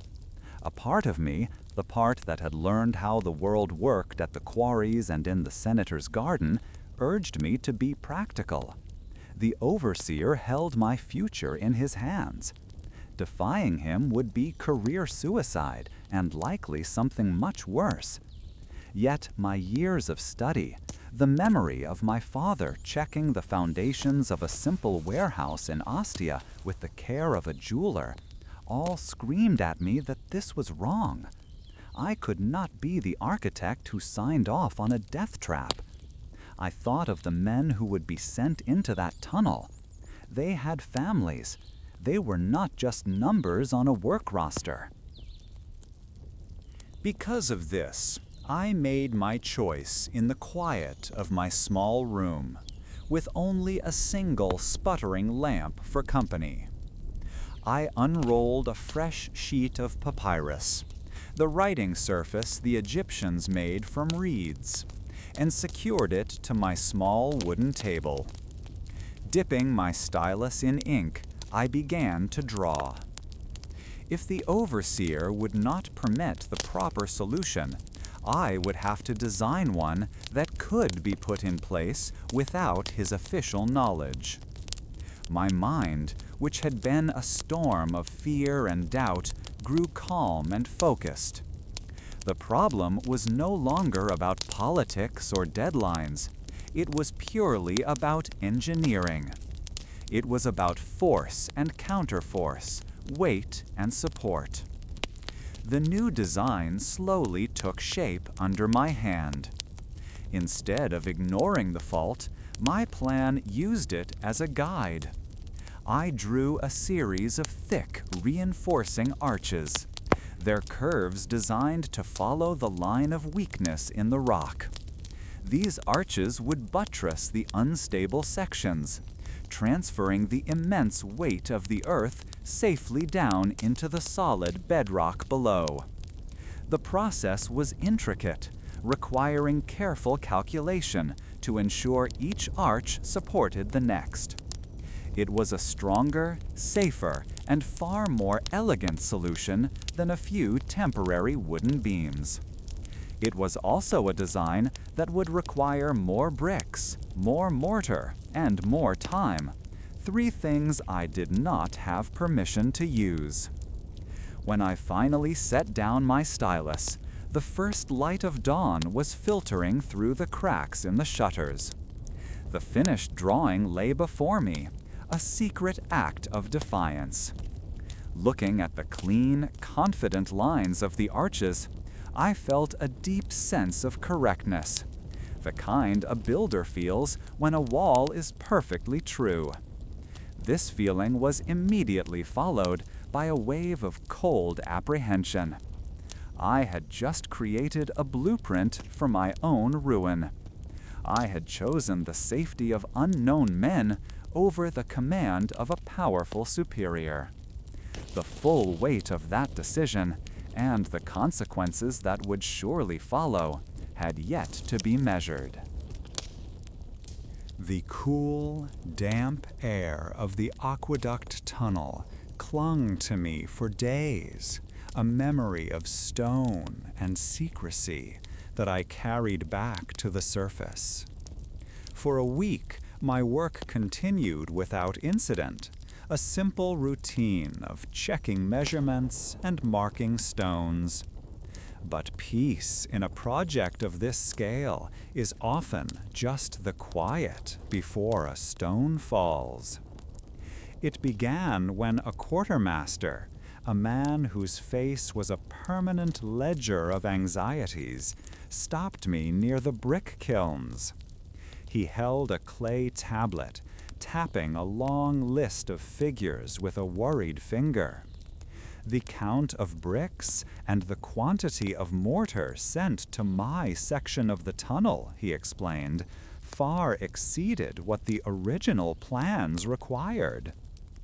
His concern was purely about his records, but his words sent a chill through me that had nothing to do with subterranean drafts. As he spoke, I saw another man a short distance away, one of the other junior architects. He was speaking quietly with an imperial overseer, his gestures sharp and his expression a careful mix of concern and ambition. This rival was known for his sharp eye for the mistakes of others, and I had seen him watching my work before. In that moment, watching him turn to glance in my direction with a thin, satisfied smile, I understood that the extra materials were no longer a simple accounting error. They had become an accusation. Because of this, I was not surprised when 2 guards from the Palatine detail found me the next morning. They did not request my presence. They informed me of it. I was to present myself to a panel of imperial officials to explain a deviation from approved design. My tools felt impossibly heavy as I laid them down. The walk up the hill was a blur of familiar sights: scaffolding, carts of rubble, sweating laborers. But my mind was a storm. Every calculation, every secret sketch for the reinforcing arches replayed in my head. I couldn't expose my superior's negligence. To do so would be to sign away my own future. But defending an unauthorized change on a project of this importance felt just as impossible. I was left to wait on a cold marble bench in a long, windowless corridor. The only light came from flickering oil lamps that made the shadows writhe. The silence here was different from the quiet of the tunnels. It was a heavy, expectant silence, broken only by the distant, rhythmic scratching of a stylus on a wax tablet from behind a heavy wooden door. Each faint scrape sounded like a nail being hammered into my career. I pressed my palms against the cold stone of the bench, trying to stop them from trembling. The air tasted stale, like old papyrus and worry. What does a man do when telling the truth and telling a lie are equally dangerous paths? When the door finally opened, I was led into a chamber that felt more like a vault than an office. 3 officials sat behind a long table of dark, polished wood. They were not builders or engineers. Their hands were soft, their faces pale from lives spent indoors. They were men of ink and influence, the kind who could condemn a building or a man with a single signature. My rival stood to one side, holding a scroll with a look of dutiful triumph. There were no blueprints on the table, only tablets of accounts and formal complaints. The central official, a man with tired eyes and a robe trimmed in purple, unrolled a scroll and began to read the charges in a flat, disinterested voice. The words were simple and damning: willful waste of imperial resources, unauthorized alteration of sanctioned plans, and insubordination. Each charge felt like a physical blow. My rival had done his work well, presenting my secret reinforcements not as a structural necessity, but as the reckless whim of an arrogant subordinate. I could feel the weight of their judgment, the assumption of my guilt. Looking at their impassive faces, I knew that a simple explanation about a geological fault would sound like a desperate excuse, especially when my own superior would surely deny ever having seen it. In that crushing silence, as their eyes bored into me, my mind raced. Years of studying stress, load, and the properties of stone had taught me to see the unseen forces within a structure. Now I had to apply that same thinking to this tribunal. The truth was a direct path to ruin. A simple denial was equally doomed.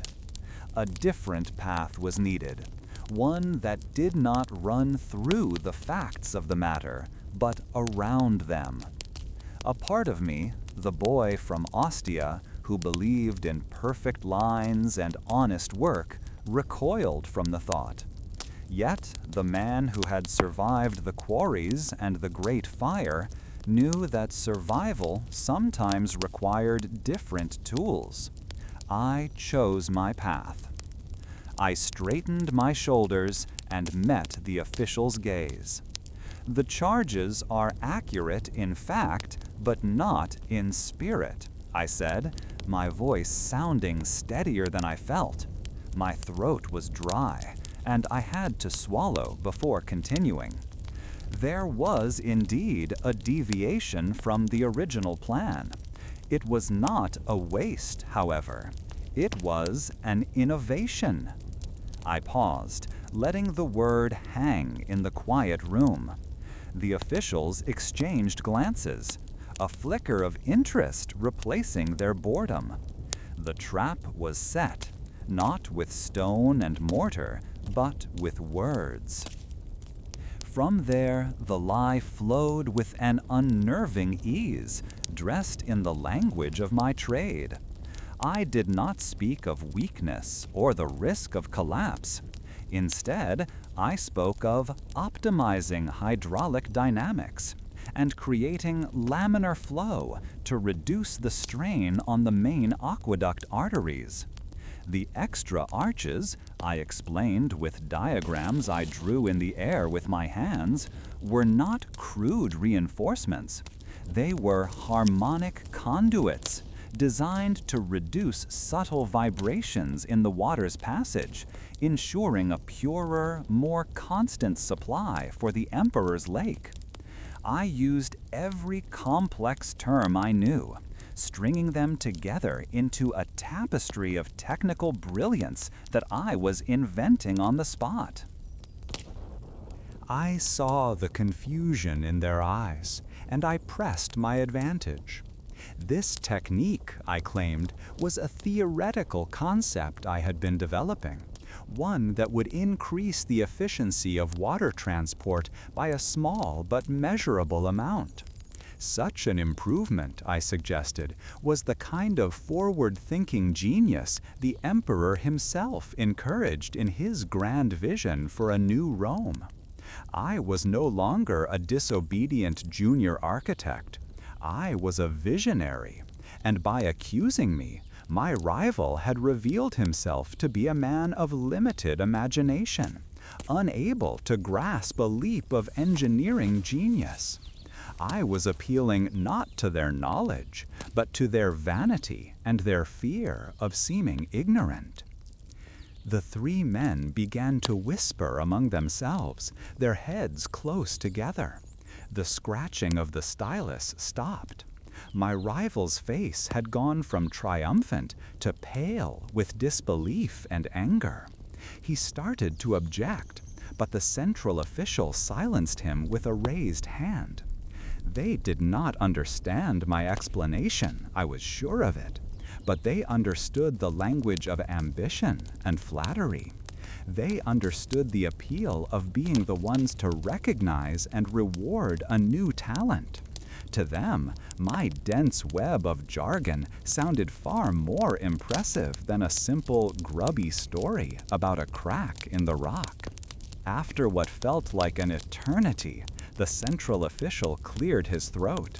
He looked at me, then at my stunned rival. "The panel finds no evidence of waste," he declared, his voice now carrying a tone of magnanimous authority. "On the contrary, your initiative shows a dedication to excellence that is to be commended. The charges are dismissed." He waved a hand, a gesture of finality. "See that your methods are documented for potential use in future projects." The dismissal was absolute, a complete reversal. My rival was sent away with a curt nod, his face a mask of fury. As I walked out of that dark chamber and back into the bustling activity of the Palatine Hill, I felt no elation. The sounds of construction, the shouts of foremen, and the ringing of hammers seemed distant and muted. My legs felt steady, but my insides were hollowed out. I had faced the tribunal and won. I had protected my superior, defeated my rival, and secured my position, perhaps even enhanced it. I had done it all, not with the honest strength of a well-placed keystone, but with the deceptive elegance of a well-told lie. I had come to Rome to build with stone and timber, to master the physical laws that held the world together. Standing there, amidst the frantic creation of the Golden House, I realized I had just learned a more vital lesson.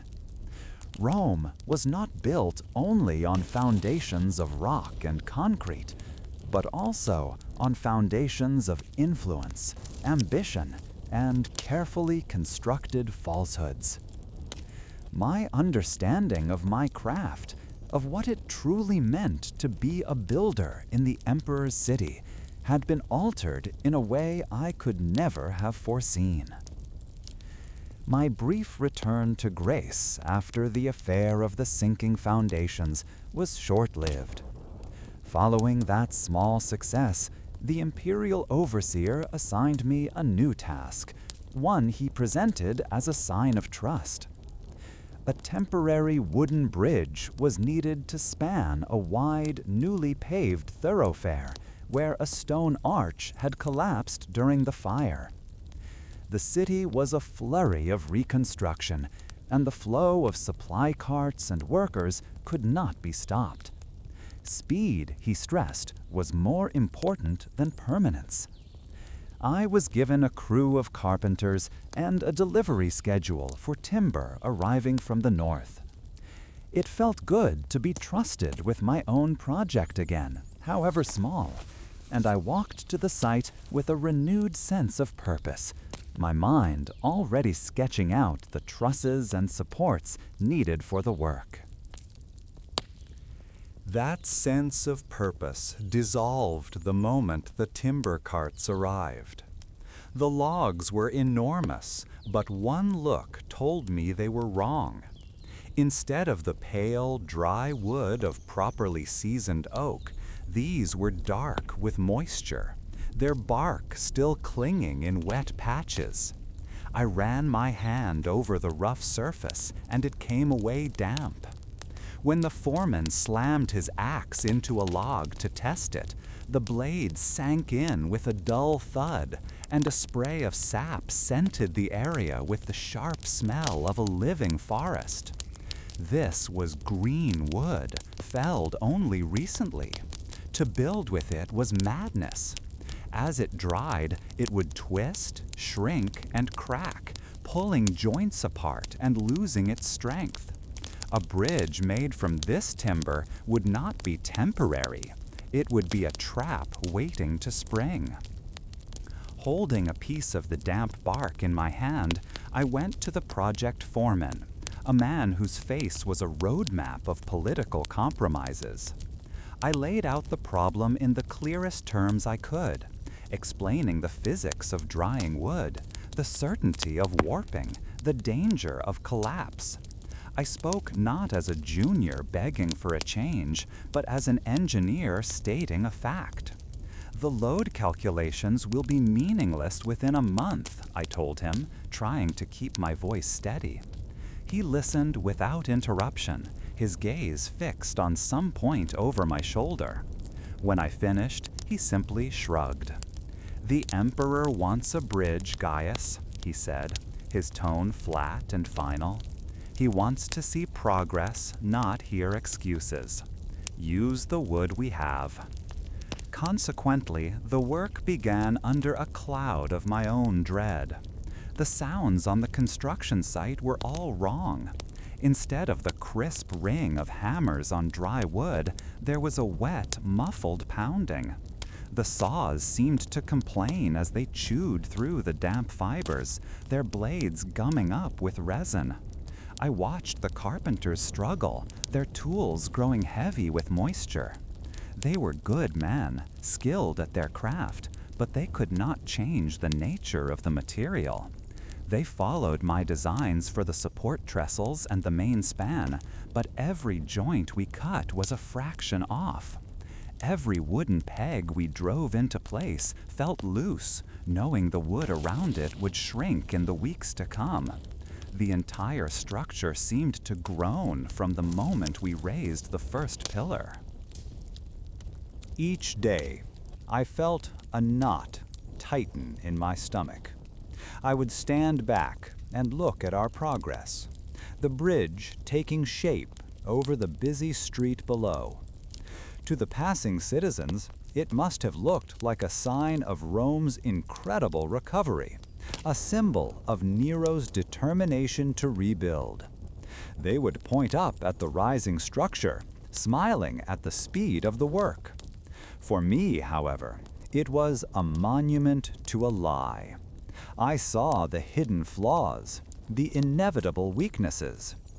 I would wake in the night, my heart pounding, imagining the sound of cracking timber and the screams of people falling with the wreckage.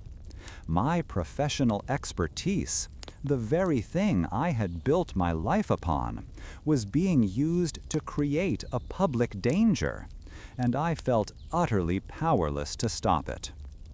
The day of the bridge's formal opening arrived far too quickly. A small crowd gathered, mostly merchants and local residents eager for the new shortcut. A few minor officials stood ready with garlands to dedicate the structure. The foreman, looking pleased with himself, approached me with a wooden tablet coated in black wax and a sharp stylus. This was the document of inspection, my official declaration that the bridge was built to standard and was safe for public use. It was a standard procedure, a piece of administrative tidiness I had completed many times before. Yet this time, the simple tablet felt heavier than a block of marble in my hands. Signing it would be the final act of my complicity. I stood there, stylus poised over the wax, and my eyes drifted to the crowd. I saw a mother holding her child's hand, a pair of old soldiers leaning on each other, a baker with a basket of bread heading to market. They were looking at the bridge with trust, believing that the emperor's architects knew what they were doing. They would walk across this span of unseasoned wood, their lives dependent on a signature I was about to make. In that moment, all the political pressures, the fear of the overseer, and the desire to keep my position vanished. They were replaced by the simple, stark image of that child falling. I could not do it. My hand began to tremble. My mind raced, searching for an escape. A public refusal would be suicide. It would be seen as insubordination, a direct challenge to the emperor's will. My career would be over, and my freedom would likely follow. I looked at the foreman's expectant face, then back at the trusting crowd. A cold sweat broke out on my forehead, and a wave of nausea washed over me, a feeling that was only partly feigned. I knew what I had to do. It was not brave, and it was not clever. It was the only path I could see that did not end in either my ruin or the ruin of others. With a sudden sharp gasp, I clutched my stomach. I allowed my knees to buckle slightly, letting out a low groan as if struck by a sudden, intense pain. The foreman took a step back in surprise. My hand, now genuinely shaking, lost its grip on the inspection tablet. It fell to the dusty ground with a soft thud, the stylus skittering away beside it. As two guards moved to help me, I saw a younger architect, a man I knew to be ambitious and eager to please, rush forward. He quickly picked up the tablet, wiped it clean, and with a confident flourish, scratched his own name into the wax, handing it to the foreman with a proud smile. He had just taken credit for my work and for my crime. As I was led away, leaning on the arm of a guard and feigning a dizziness I did not entirely have to pretend to feel, I glanced back. The officials were cutting the ceremonial ribbon. The crowd cheered and began to surge forward, their sandals thumping on the new wooden planks. They were walking on a bridge certified by another man, a structure held together by my cowardice and his ambition. The sounds of their happy footsteps echoed in my ears long after I had turned the corner. I was given a few days to recover, my supposed illness a convenient excuse for everyone involved.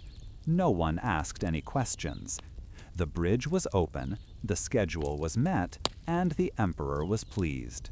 But I could not walk through that part of the city again. The weakness in that timber had forced me to confront a weakness in myself, one whose depth I was only beginning to measure. Summary. This part of the narrative detailed Gaius's moral crisis when ordered to build an unsafe wooden bridge with unseasoned timber, his failed protest, and his ultimate choice to feign illness to avoid signing the inspection document, allowing an ambitious junior to take the responsibility. End state. Gaius has successfully avoided direct complicity in endangering the public, but he has done so through an act of avoidance and deception rather than a direct stand, leaving him with a heavy sense of guilt and shame as the unsafe bridge is now in use.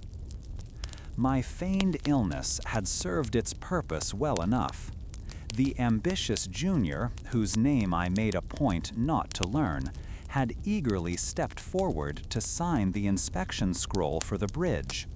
He saw it as a quick step toward recognition, and in doing so, he took the crushing weight of that green, unseasoned timber from my shoulders and placed it squarely upon his own. However, this act of avoidance did not go unnoticed by the imperial overseer. While he said nothing directly, my duties were immediately changed. I was no longer trusted with projects of any importance. Instead, I was assigned to review supply manifests, counting crates of nails and stacks of roof tiles, tasks any clerk could perform. The days grew long, filled with meaningless figures that did nothing to engage my mind, and the tools in my satchel felt heavier with each passing morning, a constant reminder of a skill I was no longer allowed to use. As a result of this newfound idleness, I began to walk. Each afternoon, when my tallying was done, I would leave the noise and dust of the construction yards behind and make for the hills that ringed the city. My feet, so used to the flat, paved stones of Rome, had to learn the uneven language of dirt paths and rocky slopes once more. The muscles in my legs ached with the unfamiliar effort of climbing, a clean and honest pain that felt more real than anything I had done in weeks. I found solace in the simple act of movement, of putting one foot in front of the other, with no blueprint to follow and no deadline to meet. The sounds of the city softened with distance, the harsh mix of hammers and shouting voices fading into a low, persistent hum like a faraway hive of tireless bees. Up here, the wind moved freely, and I could feel it cool the sweat on my brow without the interference of narrow alleyways. My wanderings often brought me to the top of the Esquiline Hill, one of the 7 great hills of Rome. From this high place, the city spread before me like a broken blueprint, a work of immense scale and chaotic energy. I would find a smooth, sun-warmed rock to sit upon and simply watch. For an architect, it was like seeing the inner workings of a vast machine. I could trace the routes of the aqueducts, their steady, patient lines marching across the landscape. I could follow the new, wider streets Nero had decreed, straight and purposeful, cutting through the jumbled scars left by the fire. It was a perspective of immense power, and for a time, I could almost forget my lowly position and feel like a true builder again, mentally assessing the stresses and flows of the entire urban system spread at my feet. From that vantage point on the Esquiline, the 2 faces of Nero's new Rome were laid bare, and the contrast was a lesson in itself.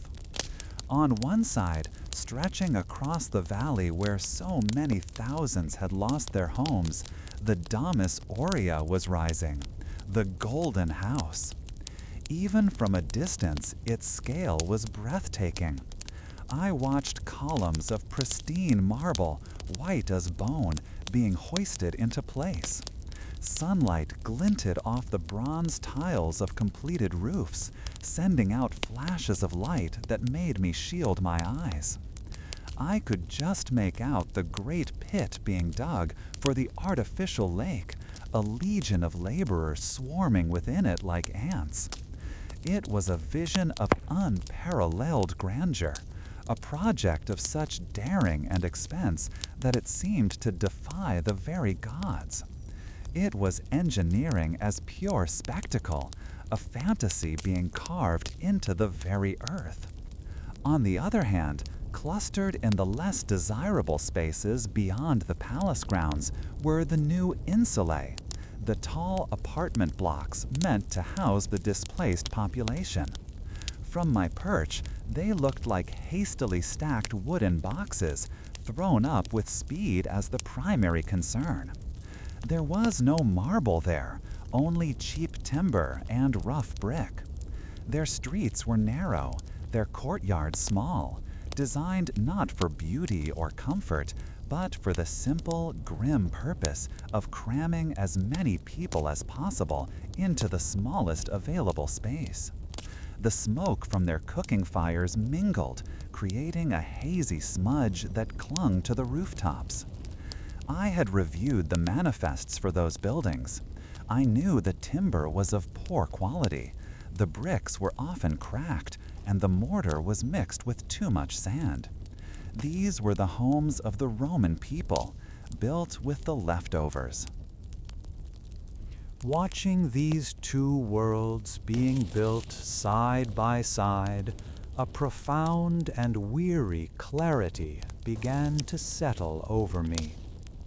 I thought of the superior stone from the quarry, diverted from a public work to a private villa. I recalled the senator's garden pavilion, a monument to his vanity, built with a design I knew was flawed until I secretly corrected it. I saw again in my mind's eye the unseasoned wood of that temporary bridge, now carrying countless citizens who trusted that a Roman architect had guaranteed their safety. And now this, a palace of impossible luxury rising from the ashes of a tragedy, while the survivors were packed into fire traps that would surely burn again one day. Each of these moments was a piece of a larger pattern, a design I had been too close to see until now. This realization did not come with anger or a desire for rebellion. Instead, it was a quiet, deep-seated sorrow. The boy who had walked the Appian Way from Ostia, his mind alight with dreams of perfect arches and lasting monuments, seemed like a stranger to me now. His ambition had been so pure, so focused on the beauty of structure and the permanence of stone. He wanted to build for the glory of Rome, to add his name to the long list of men who had shaped the greatest city in the world. He believed that good work, honest engineering, was its own reward and its own justification. That boy from another lifetime would not have understood the compromises and deceptions that had become my daily bread. I finally understood what it was I was helping to build. It was not a new city for the Roman people. It was not a monument to our recovery or our resilience. It was a stage, a vast, impossibly expensive stage, constructed for the benefit of a single man's ego. Every column, every aqueduct, every new road was designed not for the public good, but to serve as a backdrop for the emperor's performance. We architects, we builders, we were merely the stagehands, laboring to create an illusion of greatness that concealed a foundation of selfish impulse. The city itself, the living, breathing home from millions, was a secondary concern, an afterthought to be dealt with quickly and cheaply. The cool breeze on the hilltop felt different now.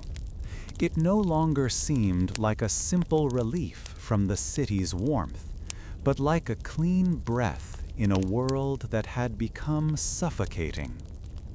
I looked down at my hands, calloused from years of handling tools and scrolls. They were good hands, skilled hands. I had always believed that to build was a noble act, but I now saw that the purpose for which you build matters more than the skill you use to do it. What good is a perfectly balanced arch if it supports the roof of a tyrant's playground? What value is there in a strong foundation if it is laid upon the ruins of 1,000 ordinary lives? These questions had no easy answers. As the sky began to shift from the bright blue of afternoon to the softer gold of evening, I remained on the hill, watching the long shadows stretch across the two Romes below.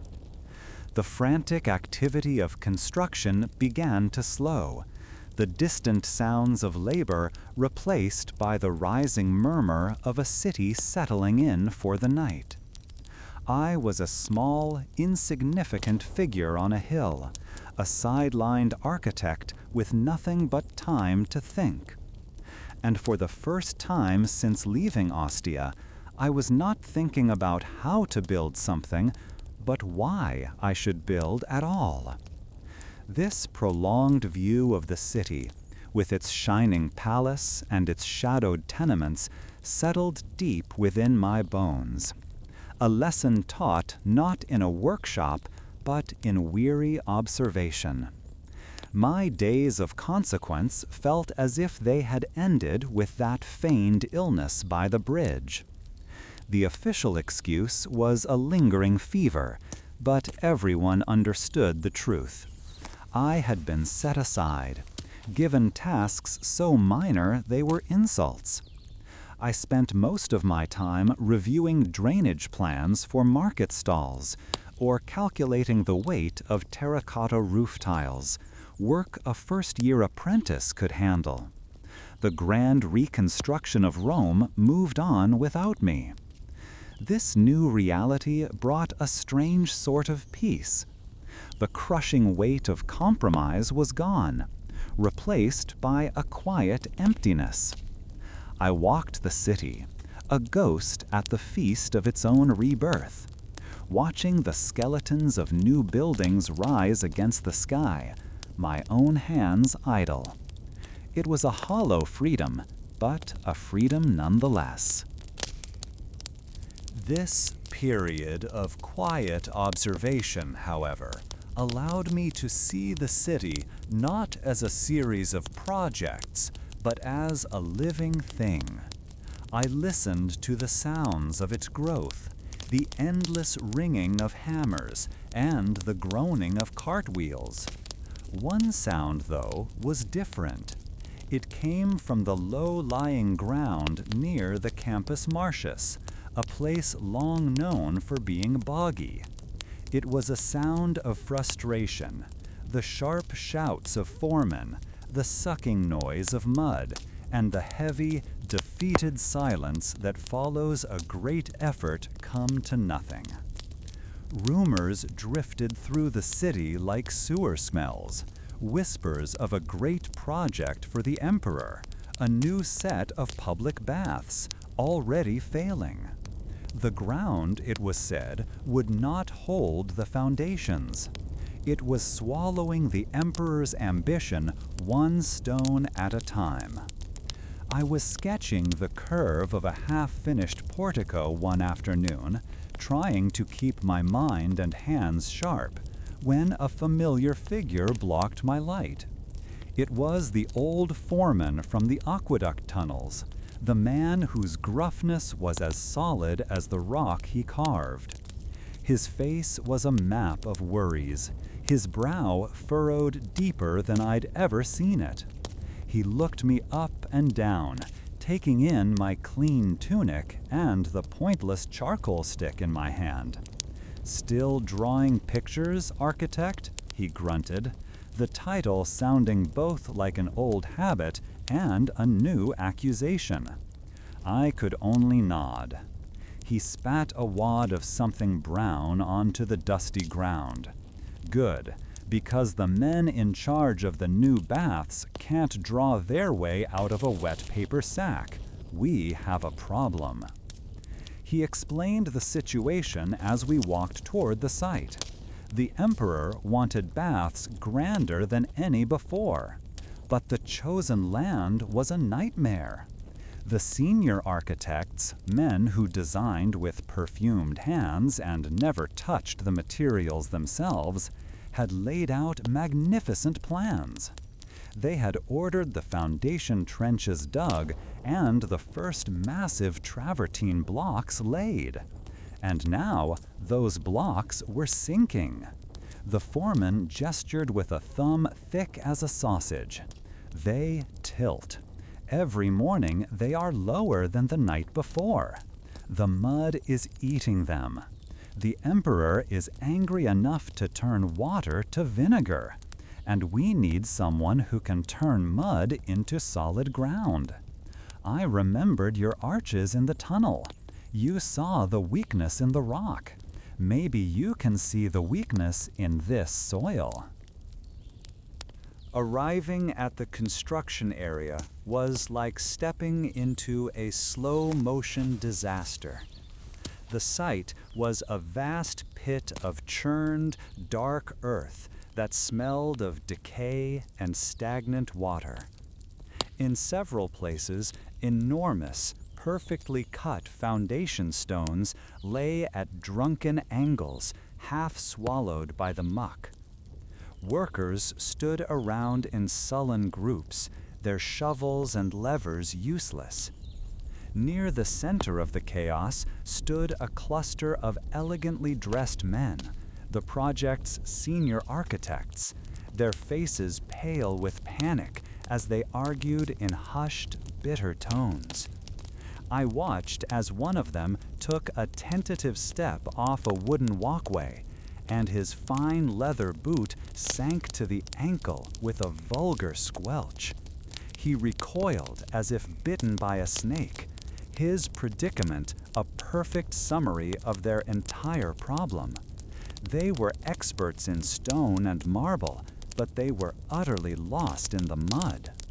The foreman left me at the edge of the pit, saying only, "Look, see what they cannot." For 2 days I did nothing else. I did not consult blueprints or make calculations. Instead, I lived with the problem. I walked the perimeter, feeling the ground yield beneath my sandals. I took handfuls of the soil, rubbing it between my fingers. A layer of dark topsoil, then a thick, greasy clay, and beneath that, a watery silt that trembled like jelly. I spoke with the laborers who had dug the trenches, men whose knowledge was in their muscles, not on scrolls. They told me of hitting pockets of water that filled as fast as they could bail, and of a strange, shifting quality to the earth, as if it were alive. This was not a matter of lines on a page. It was a battle with the earth itself.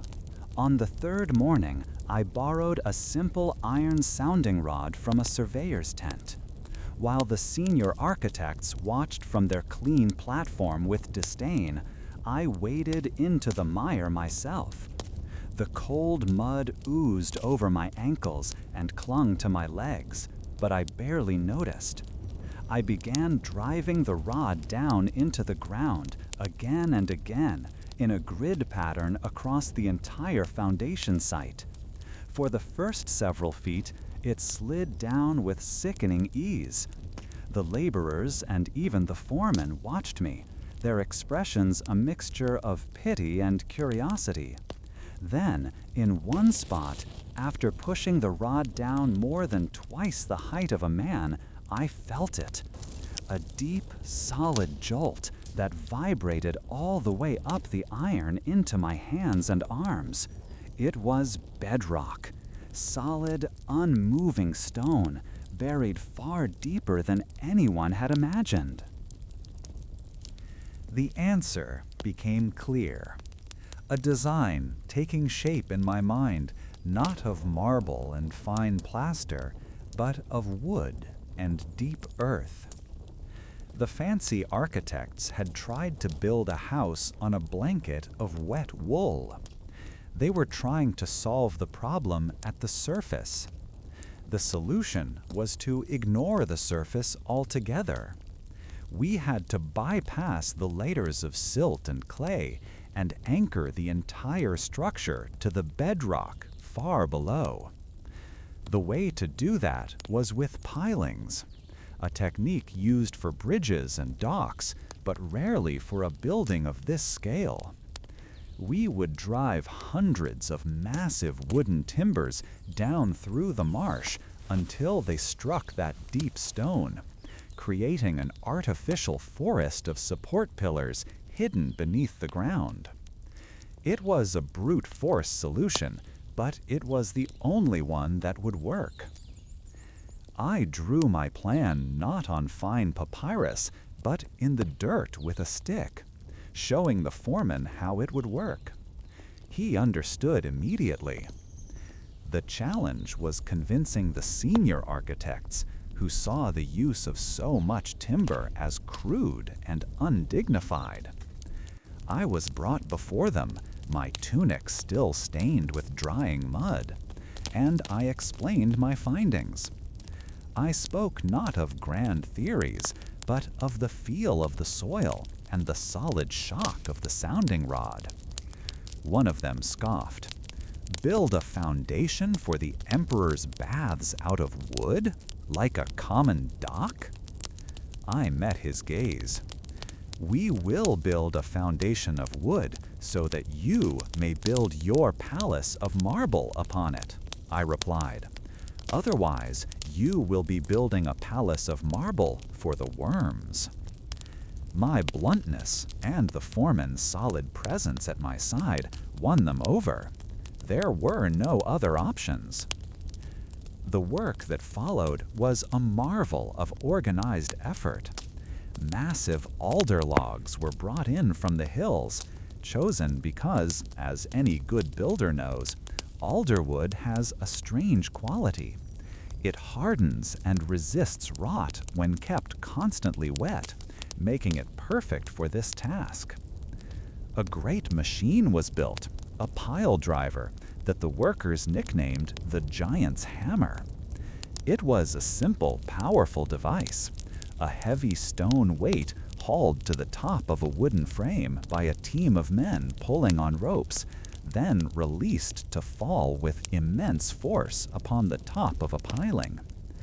The sound became the new rhythm of the project, a series of tremendous, earth-shaking thuds that echoed across the district from dawn until dusk. It was not a pretty sound, but it was the sound of progress. Each day I was on site, overseeing the placement of the piles. I watched the great logs, 10 and 20 feet long, slowly vanish into the ground, driven down by the relentless pounding of the driver. We worked in rows, creating a dense grid that would evenly distribute the immense weight of the future building. The senior architects kept their distance, but I saw them watching, their skepticism slowly turning to grudging respect as the grid of exposed wooden tops grew, forming a solid, level plain where before there had been only a quagmire. The ground no longer trembled under our feet. We had tamed it. When the last piling was driven, a great cheer went up from the laborers. A platform of thick crossbeams was laid over the tops of the piles, creating a new, stable ground level. To test it, the foreman and I directed a team to bring one of the original foundation stones, a block of travertine weighing as much as 20 men, and set it in the very center of the new wooden base. It settled with a solid thud and did not move. It did not sink. It did not tilt. It sat there, perfectly level, as if it were resting on the peak of a mountain. The crisis was over. My name was not on any official scroll, but every worker on that site, from the lowest digger to the highest stonemason, knew who had solved the problem. Standing there on that solid foundation, a structure born of my own reasoning and effort, I felt a kind of satisfaction that no patron's praise had ever given me. This was not a compromise for beauty or a lie for advancement. It was an honest solution to an honest problem. I had looked at a piece of the world that was broken, and I had used my knowledge to fix it. I had felt the solid truth of bedrock through an iron rod, and it had grounded me in a way I had not been since I first left Ostia. I had built a foundation in the marsh that had in turn rebuilt a foundation within myself. Years slipped by, layering themselves over the city like fresh coats of plaster. Rome, ever restless, continued to build and rebuild, and I moved with its rhythms. The frantic energy that followed the Great Fire had settled into a steady, powerful pulse of construction. I was no longer the boy from Ostia, clutching his rulers with a desperate ambition.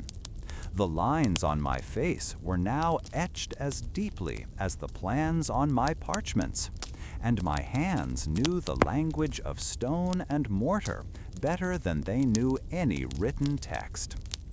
It was in this later season of my life that I found myself walking through the great baths of Nero, a project that had consumed years of my focus, and a place where I had, quite literally, found my footing again. The vast chambers echoed with the sounds of life, 100 conversations blending into a low, pleasant hum that was softened by the splashing of water. The air inside was warm and moist, clinging to my skin and making each breath feel full and clean. High above, light streamed through arched windows, cutting beams through the rising steam and illuminating the shimmering mosaics on the floor below.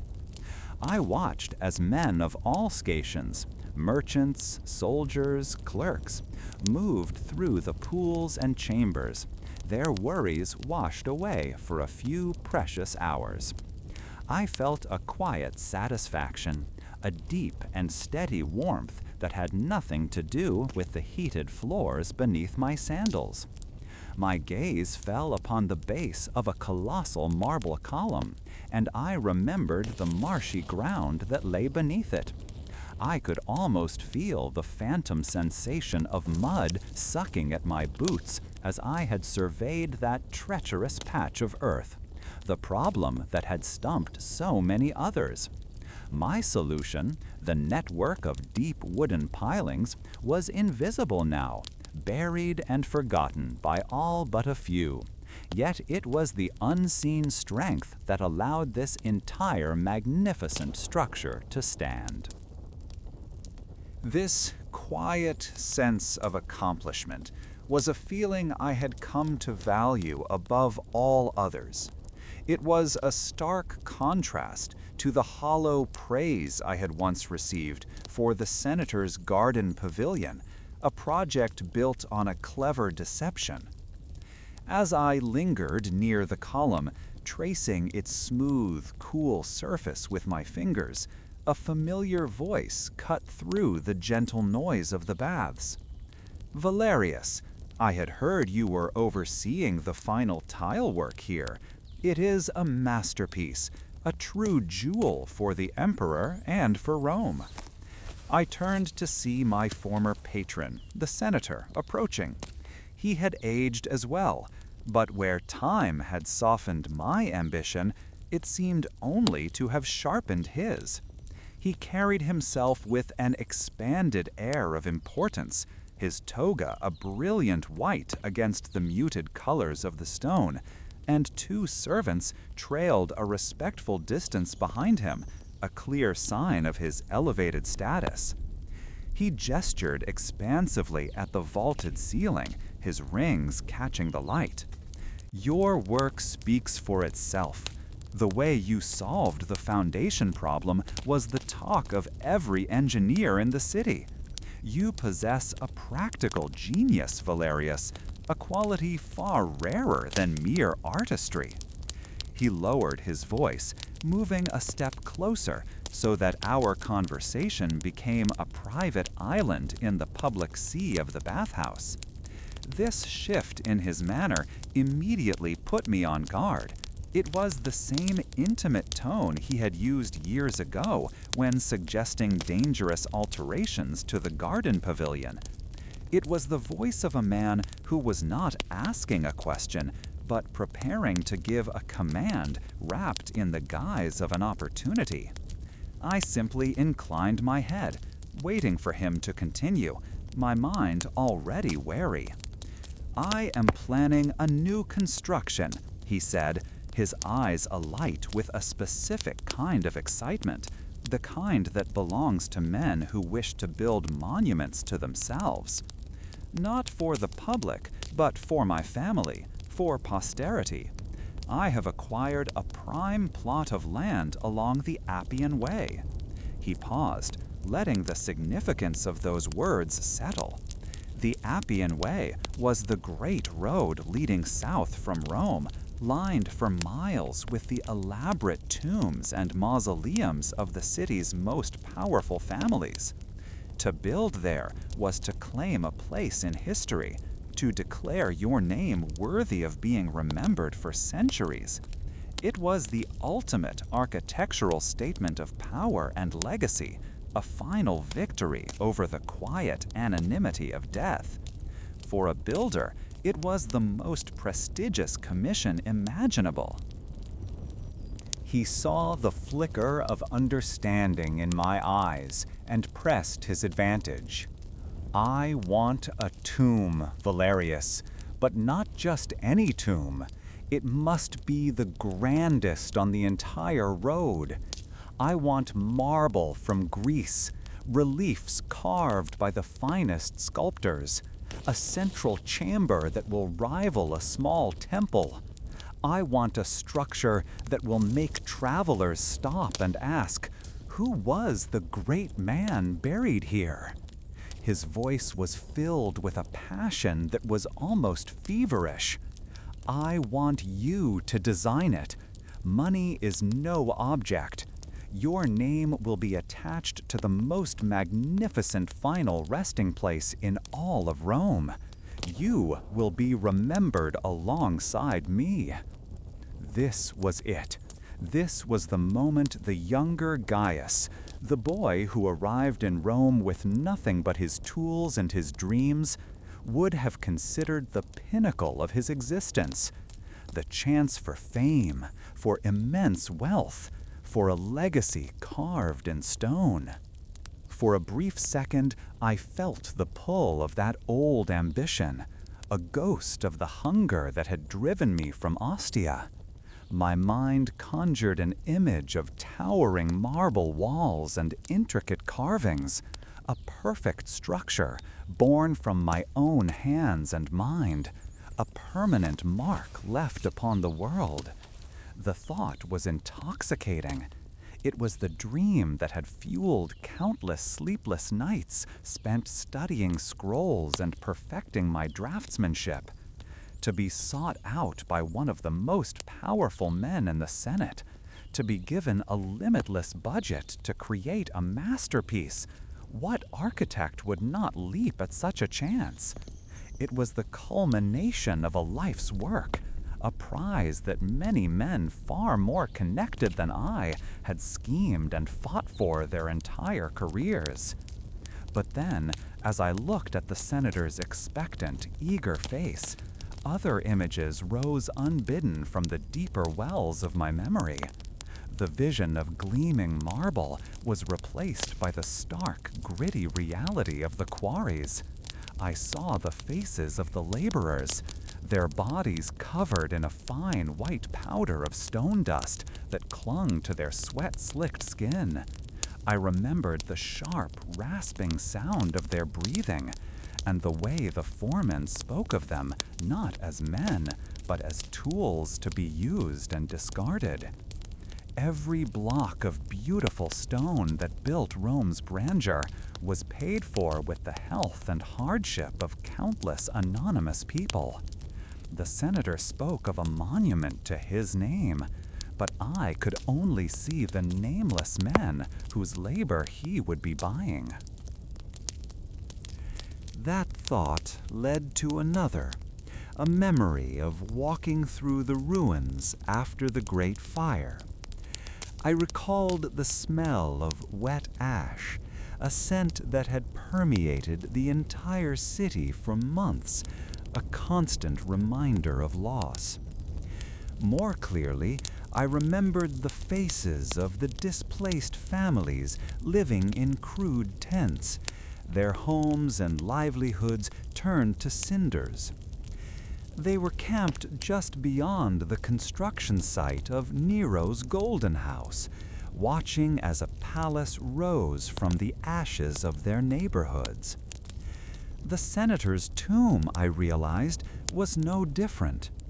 It was another monument to one man's ego, built on land that could have been used for housing or a public granary, a structure that served no one but the dead man it was meant to glorify. And then came the most unsettling memory of all, the hastened bridge. I could almost feel the rough, damp texture of the unseasoned timber in my hands, a material I knew was dangerously flawed. I remembered the foreman's dismissive words, "The emperor wants progress, not excuses." The weight of the inspection scroll I was ordered to sign felt as heavy now as it did then.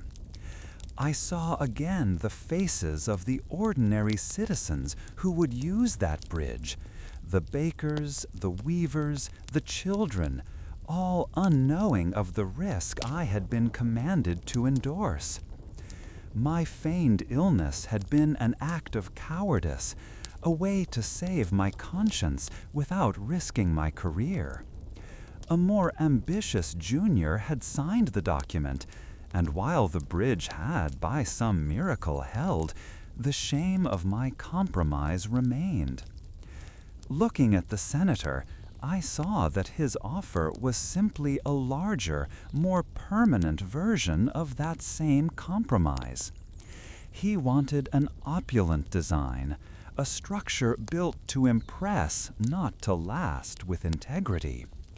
He would push for thinner walls to create more interior space, for heavier carvings that strained the supporting arches, all in service of his vanity. He would dismiss my calculations about safety and longevity, just as he had with the garden pavilion. To accept this commission would be to step back onto that familiar, treacherous path of pleasing the powerful at the expense of sound principle. It would mean becoming the kind of architect who valued a patron's smile over the honest strength of stone and wood. It made me wonder, how does a man truly measure the worth of his life's work? Is it by the height of the monuments he builds for the powerful, or by the simple daily usefulness of the structures he creates for everyone else? That quiet question settled everything in my mind. The internal conflict, the brief, flickering temptation of fame and fortune simply dissolved. I felt a sense of clarity so profound it was like a cool draft of air in the heated room. My ambition had not died, it had merely changed. It had matured from a yearning for personal glory into a desire for public good. The solid foundation beneath my feet, the one I had designed to conquer the marsh, felt more meaningful to me than any ornate tomb on a road of the dead. The sound of Romans enjoying this public space was a finer testament to my skill than the hushed silence of a mausoleum ever could be. With a polite and steady smile, I met the senator's gaze. "Senator, your offer is more generous than I could ever have imagined, and I am deeply honored that you would think of me for such an important legacy." My words were sincere because I understood the magnitude of what he was offering. "However," I continued, my voice calm, "my skills and my passion are now dedicated elsewhere. I find I have a preference for public works, for bathhouses, for aqueducts, for bridges that serve the people of Rome. That is the kind of building that brings me satisfaction now." A flicker of confusion, then irritation, crossed his face. He could not comprehend my refusal. In his world, power and wealth were the only currencies that mattered, and I had just refused a fortune. He saw my preference not as a matter of principle, but as a lack of ambition, perhaps even a sign of foolishness. He gave a slight dismissive shrug. A peculiar choice, Valerius, but your own to make. He turned without another word, gesturing for his servants to follow, and moved off toward the grander pools, leaving me standing alone by the column. I watched him go, feeling no regret, only a quiet sense of release. The path he offered was the one I had spent my youth striving for, but it was a road I no longer wished to travel. My own work, the structures that held up the daily life of the city, had led me to this unexpected place of peace. As our exploration of life under Emperor Nero draws to a close, let the echoes of Imperial Rome settle into a gentle quiet. Imagine the city as twilight descends, the great marble columns of Nero's ambitious projects softening in the evening light. The day's anxieties, the whispers of political intrigue, and the clamor of the Forum all fade. In their place, a softer soundscape emerges, the distant notes of a lyre from a private villa, the low murmur of families behind shuttered windows, the soft glow of oil lamps on a quiet street. Even in an age of such spectacle and uncertainty, the rhythm of day turning to night was a constant comfort for its citizens. Let this ancient quietude be your guide to slumber. Just as Rome found its rest after the day's turmoil, may you find your own deep and restorative peace. The stories are now still. Sleep well.